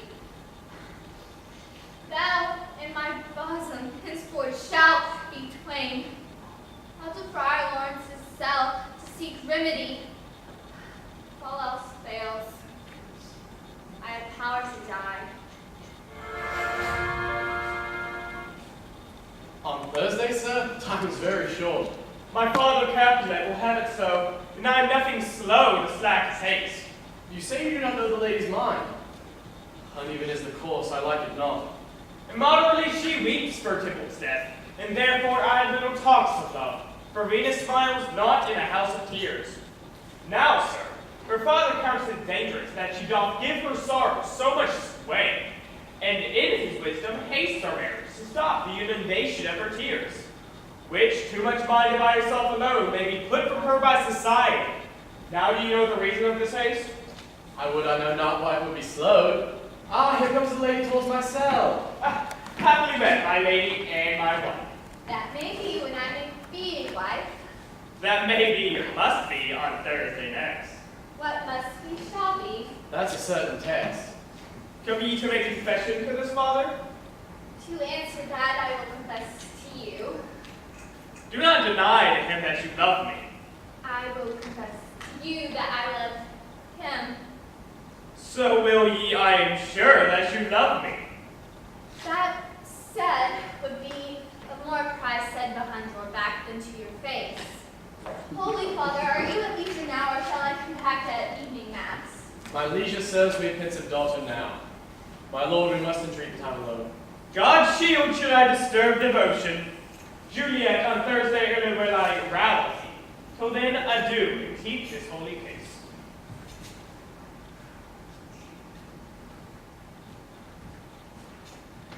Oh, shut the door, and when thou hast come back, and weep with me past help, past care, past hope.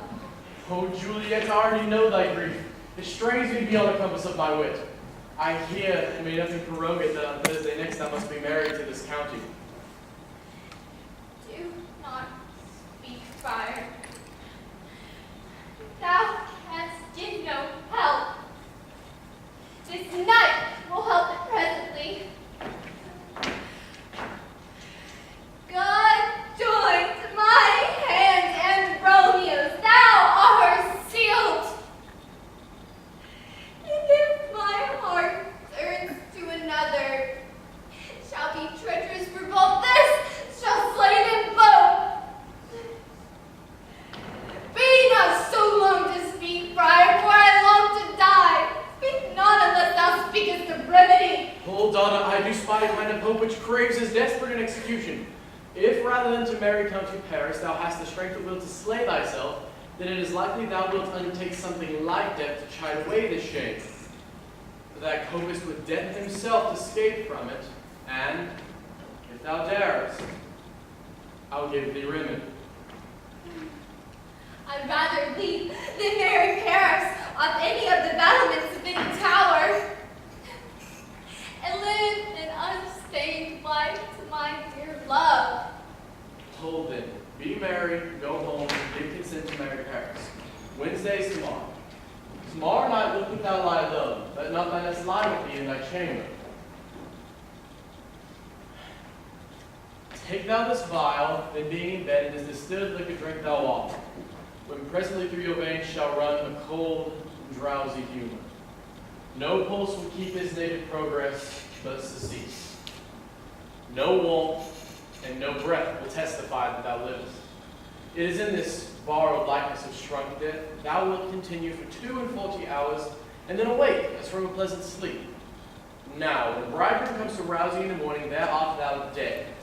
Then, as the man of our country is, and thy best robes uncovered on the bier, thou wilt be borne unto that same ancient vault where all kindred of the Capulets lie. In the meantime, against thou shalt away, shall Romeo know by my letters of our drift. Hither shall he come. He and I will watch thy waking, and that very night will he bear thee hence to Mantua, and free thee from his present shame, if no inconstant toy nor womanish fear abate thy valor in the act of it. Give me, speak not of fear. Hold then, be strong and prosperous in this resolve. I'll send a friar with speed to Mantua with my letters to thy lord. Love gives strength, and strength shall help the poor. Farewell, Father.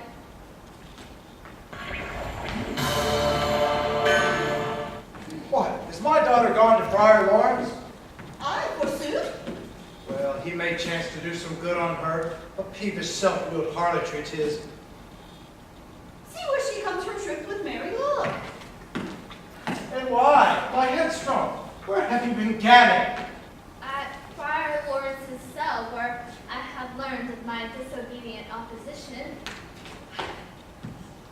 To you and your behest I am ever enjoined.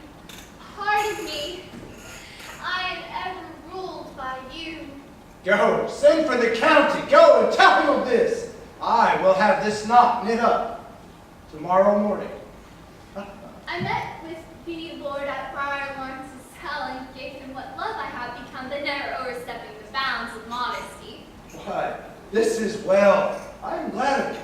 Stand up. Now, before God, this holy reverend friar, our whole city is much bound to him. Nurse, would you with me to my closet to pick out such necessaries as fit for tomorrow? No, not till Thursday. There's time enough. Good nurse, go with her. We'll to church tomorrow.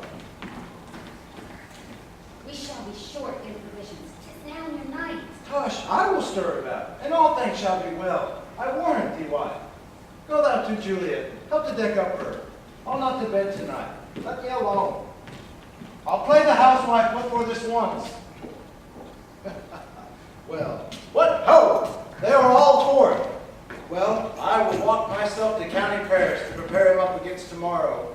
My heart is wondrous light, since this same wayward girl is so reclining. I nurse, those attires are best. Now, would you leave me alone tonight? For I have many orisons for the heavens to smile upon my state, which thou knowest is cross and full of sin. What? Are you busy? Need you my help? Madam, we have picked up such necessaries as fit for tomorrow. Now, I pray thee, leave me alone tonight. Have the nurse sit up with you, for I know your hands are full on this so sudden business. Good night. Get to bed and rest. Thou hast need.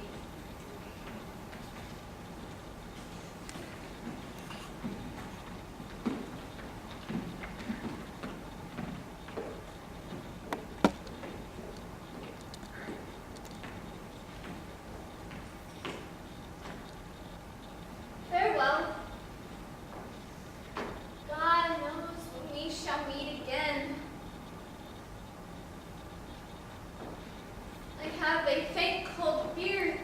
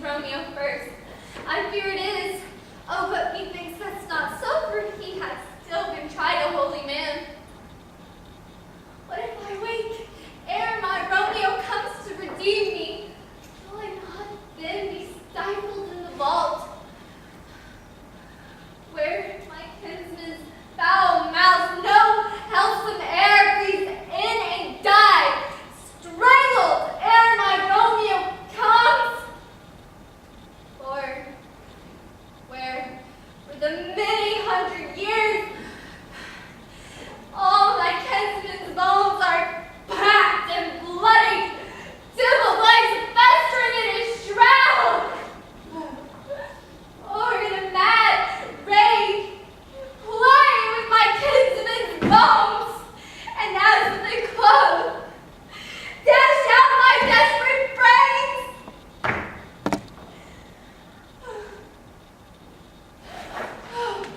Methinks I see my cousin's ghost. Stay! Look! Stay! Romeo! Romeo!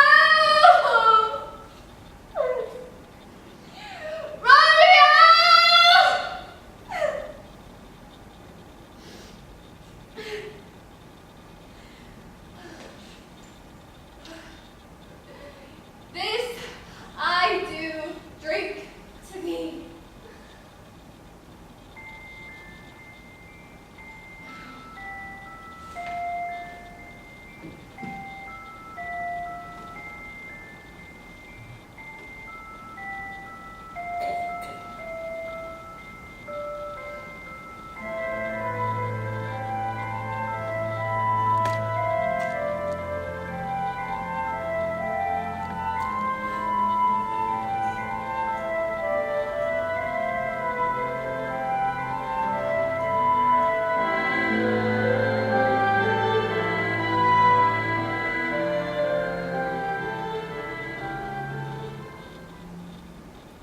Go, Lady Juliet, go! And trim her up!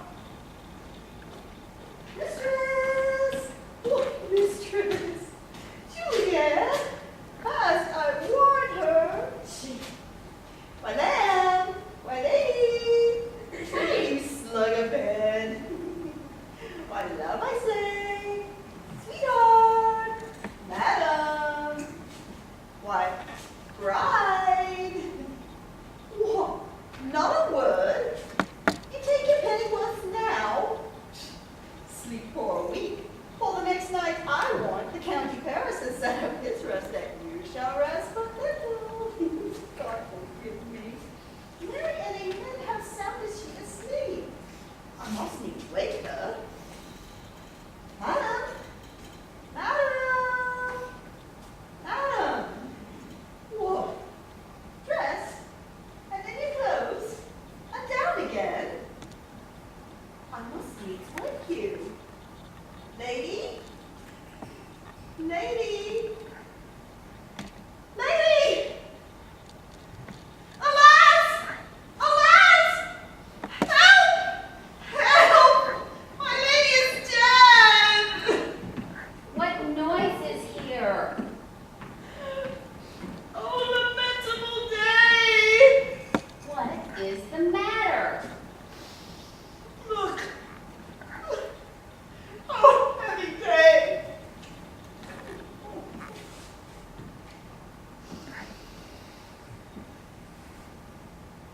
Oh, me. Oh, me. My child. My life. Revive. Look up, or I will die with thee. Oh, help! Call help! Help! For shame, bring Juliet forth, her lord is come! She's dead. Deceased. She's dead. Let the day. Let me see her.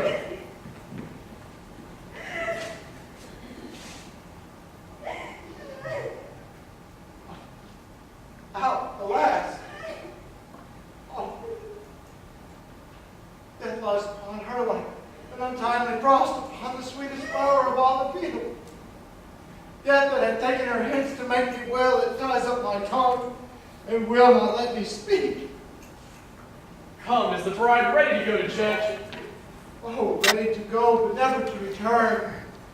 Oh, son, the night before thy wedding day, at Death Lane with thy wife. There she lies, flower as she was, deflowered by him. Death is my son-in-law, death is my heir. My child hath to wait, and I will die and leave him all. But living all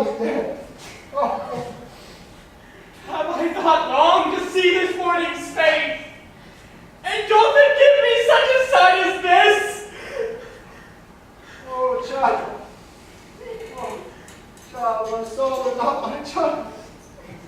My child, dead thou art, alack, my child is dead. Peace, hope for shame. Confusion's cure is not in these confusions. Oh, yourself in heaven had part in this fair maid, but now heaven hath all. Or your own part maid could not keep from death, but heaven keeps his in eternal life. Oh, dry your tears and stick your rosemary upon this fair corpse, and bear her in the very finest array to the church. Oh, though fond nature bids us a lament, yet nature's tears are reason's merriment. All things preordained, festival have turned from their office to black funeral. Our instruments to melancholy bells. Our wedding cheer to a sad burial feast. Sir, go you in, and madam go with them, and you too, Sir Paris, go and bear this fair corpse under the grave of the church. The heavens do lour upon you for some ill, but move them no more by crossing their high will.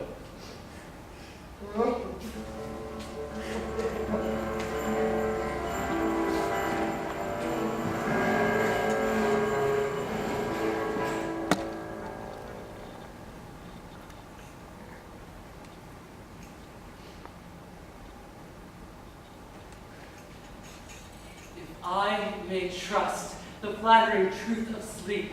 My dreams presage some joyful news is at hand. My bosom's Lord sits lightly on his throne, and all this day an unaccustomed spirit doth lift me up with cheerful thoughts. I dreamt I was dead, and my lady came to me. A strange dream to give a dead man leave to think. And she breathed such life between kisses on my lips that I revived and was an emperor. Ah, me. How sweet is love itself possessed, when but love's shadows are rich in joy. News from Verona. How thou, Balthazar? Dost thou not bring me letters from the friar? How is my lady? Is my father well? How doth my Juliet? I ask that again, for nothing can be ill if she be well. Then she is well, and nothing can be ill. Her body lies in Capel's monument, and her immortal heart with angels lives. I saw her laid low in her kindred's vault, and quickly took post to tell it you. Pardon me, sir, for bearing these ill news, since you did leave it for my office. Sir. Is it even so? Then I defy you, dogs! I beseech you! Sir, have patience. You'll look so pale and wild and to import some misadventure. Tush! Thou art deceived! Leave me! I will hence tonight! Hast thou no letters from the friar? No, my good lord. Never mind. Get thee gone.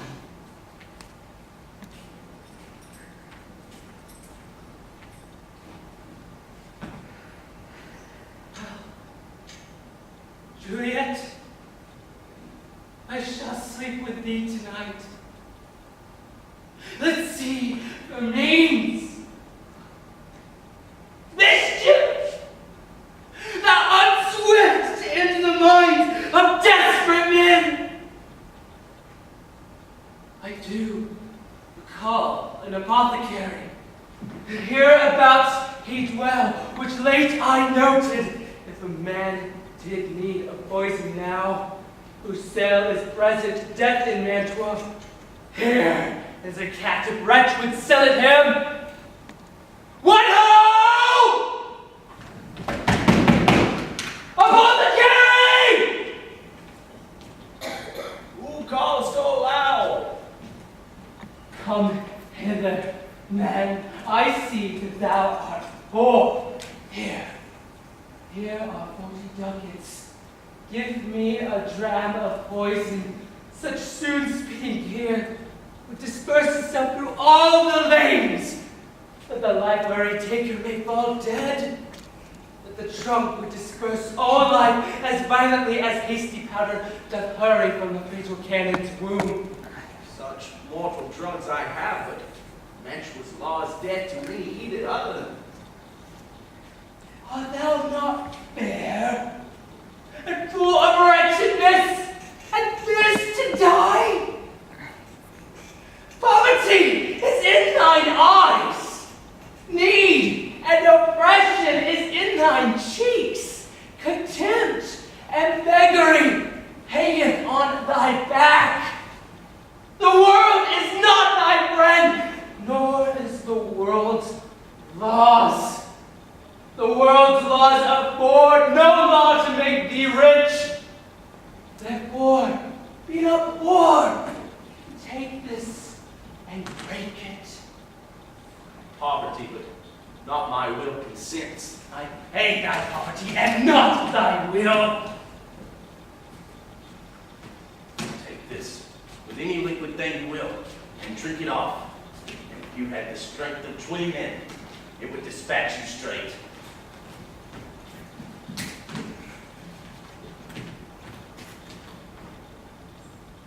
Get thee gold. Gold, doing more murders in this loathsome world than these poisons that thou mayst not sell me. I have sold thee poison. Thou hast sold me none. Go and get thyself in flesh. Come, cordial, and not poison. No. Come to Juliet's grave. We must go. But then must I take thee.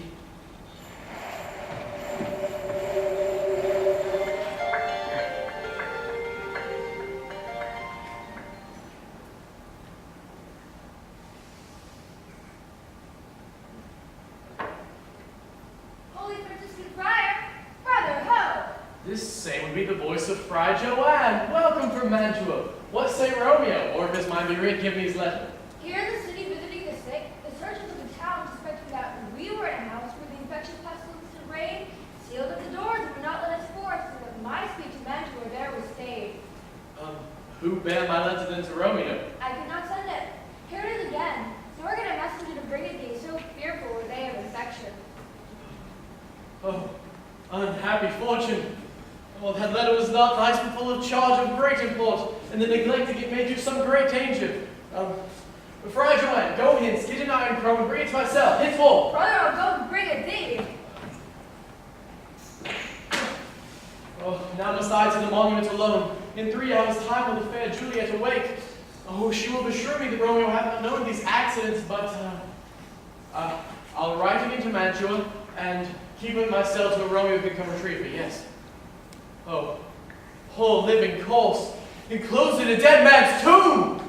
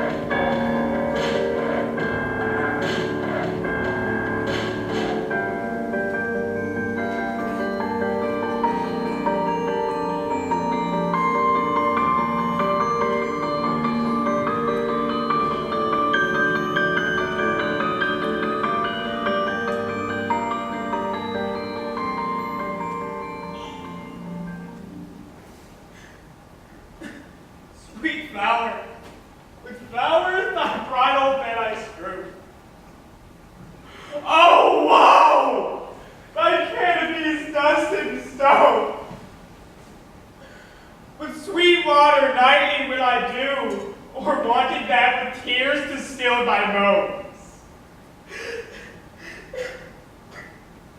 The obsequies that I for thee will keep, or strew by thy brave mightiest grief.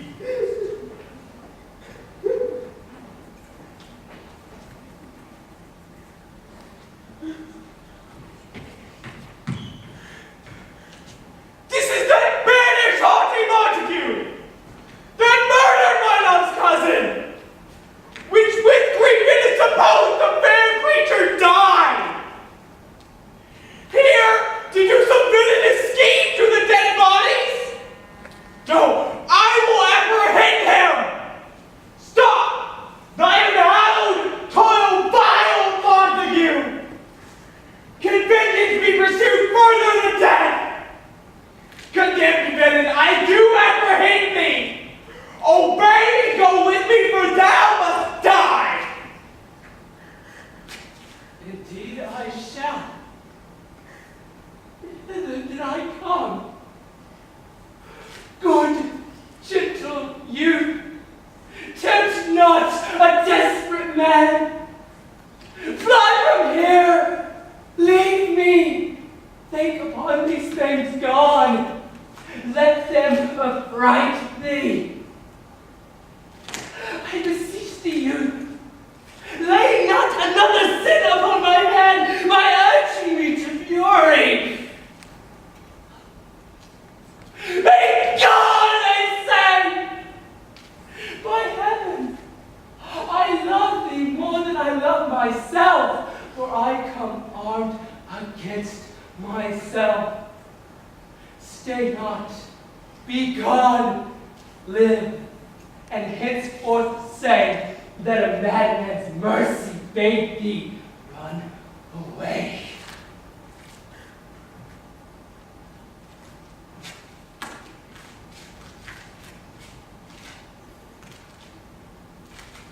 I do thee far thy consecrations, and apprehend thee for a felon here. Will thou provoke me? Then have it at thee, boy!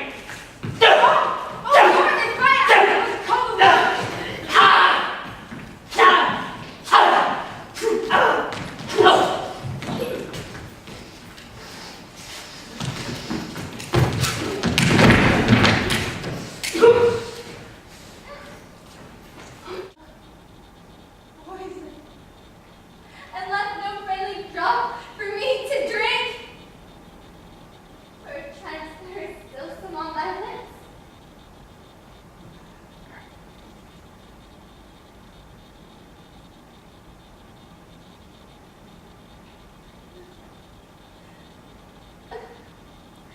Thy lips are warm. Lead, page. Which way? Yea, boys, tonight shall be free. Come, dagger.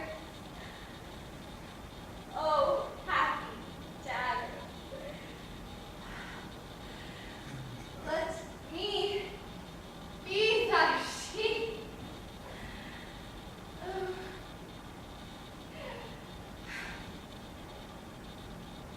There rest and let me die. Oh! Oh! Oh! Oh!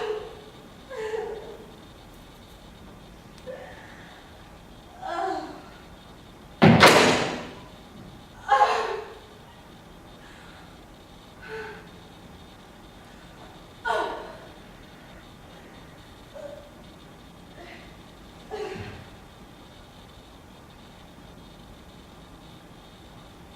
Distant place, there, torch shall burn.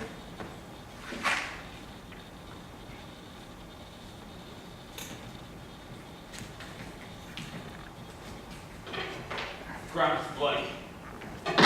Go! Search about the churchyard. Whoever you find attached.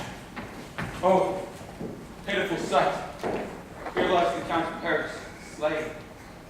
Go! Tell the prince! Run to the Capulets! Run to the Montagues! Some other search! We see the ground whereon these piteous woes do lie. But the true ground of these woes, we cannot without circumstance describe. Here's Romeo's lady. We found her in the churchyard. Stay you till the prince come hither. Here's a friar that trembles, sighs, and weeps. A great suspicion. Stay the friar, too. What misadventure is so early up that calls up persons from a morning's rest? What should it be that they so shriek abroad? People in the street, they cry Romeo, and some Juliet, and some Paris, and they all run with an outcry toward our monument. What fear is this which startles in our ears? My lord, here lies the Count of Paris, slain, and young Romeo, dead, and the Lady Juliet, dead before, now freshly warm and new killed. Search, seek, until all this foul murder comes. Oh, wife, look at our daughter, please. Come, Montague, thou art early up. See thy son and heir more early down. Alas, my liege, my wife is dead tonight. Grief of my son's exile hath stopped her breath. What further woes conspire against mine age? Look, and thou shalt see. O thou untaught! What manners is in this, to press before thy father to a grave? Seal up the mouth of outrage for a while, till we can clear these ambiguities, and know their spring, their head, their true descent. Bring forth the party of suspicion. I am the greatest, able to do least, and yet most suspected as the time and place doth make against me of this direful murder. And so here I stand both to impeach and purge, myself condemned, and myself excused. Say what thou dost know in this. I'll be brief, for my short date of breath is not so long as a tedious tale. Romeo, their dead, was husband to that Juliet. Juliet, their dead, Romeo's faithful wife. I married them, and their stolen marriage day was Tybalt's doomsday, whose untimely death banished the new-made bridegroom from the city, for whom it not for Tybalt Juliet pined. You, to remove that siege of grief from her betrothed, and would have her married before the Count of Paris. And then she comes to me, and with wild looks bid me devise her some way of ridding herself of the second marriage, or else there in my cell she would kill herself. And so I gave her, so tutored by my art, a sleeping potion, which took so effect as I intended, for it wrought on her the form of death. Then, all alone at the prefixed hour for waking came I, to take her from her kindred's vault, meaning to keep her close in my cell till I could conveniently send to Romeo. But some minute ere the time of my coming, lay the noble Paris, the true Romeo dead. She wakes, and I entreated her to come forth, and banished with the pen with some patience, but a noise did scare me from the tomb, and she, too desperate, would not go with me, but, as it seems, did violence on herself. All this I know, until the marriage of the nurse is privy, and if aught in this is carried by my fault, then let my old life be sacrificed somewhere before his time, under the rigor of severest law. Where be these enemies? Capulet, Montague, see what a scourge is laid upon your hatred, that heaven finds means to kill your joys with love, and I for winking at your discords too, have lost a brace of kinsmen.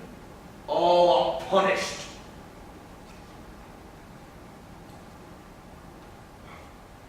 Oh, Brother Montague, give me thy hand. This my daughter's torture, for no more can I debate. But I can give thee more, for I shall raise her statue in pure gold, that while Verona by that name is known, there sound no figure at such rate be set than that of the true, faithful Juliet. As rich shall Romeo's by his lady's lie. Poor sacrifices of our enmity. Come.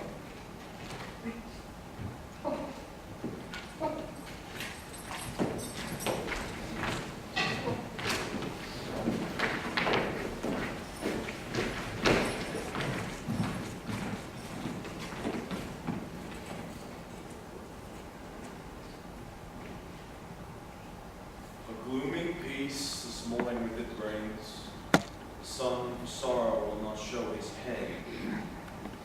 Go hence, and talk more of these sad things. Some shall be pardoned, and some punished. For never was there a tale of more woe than this of Juliet and her Romeo.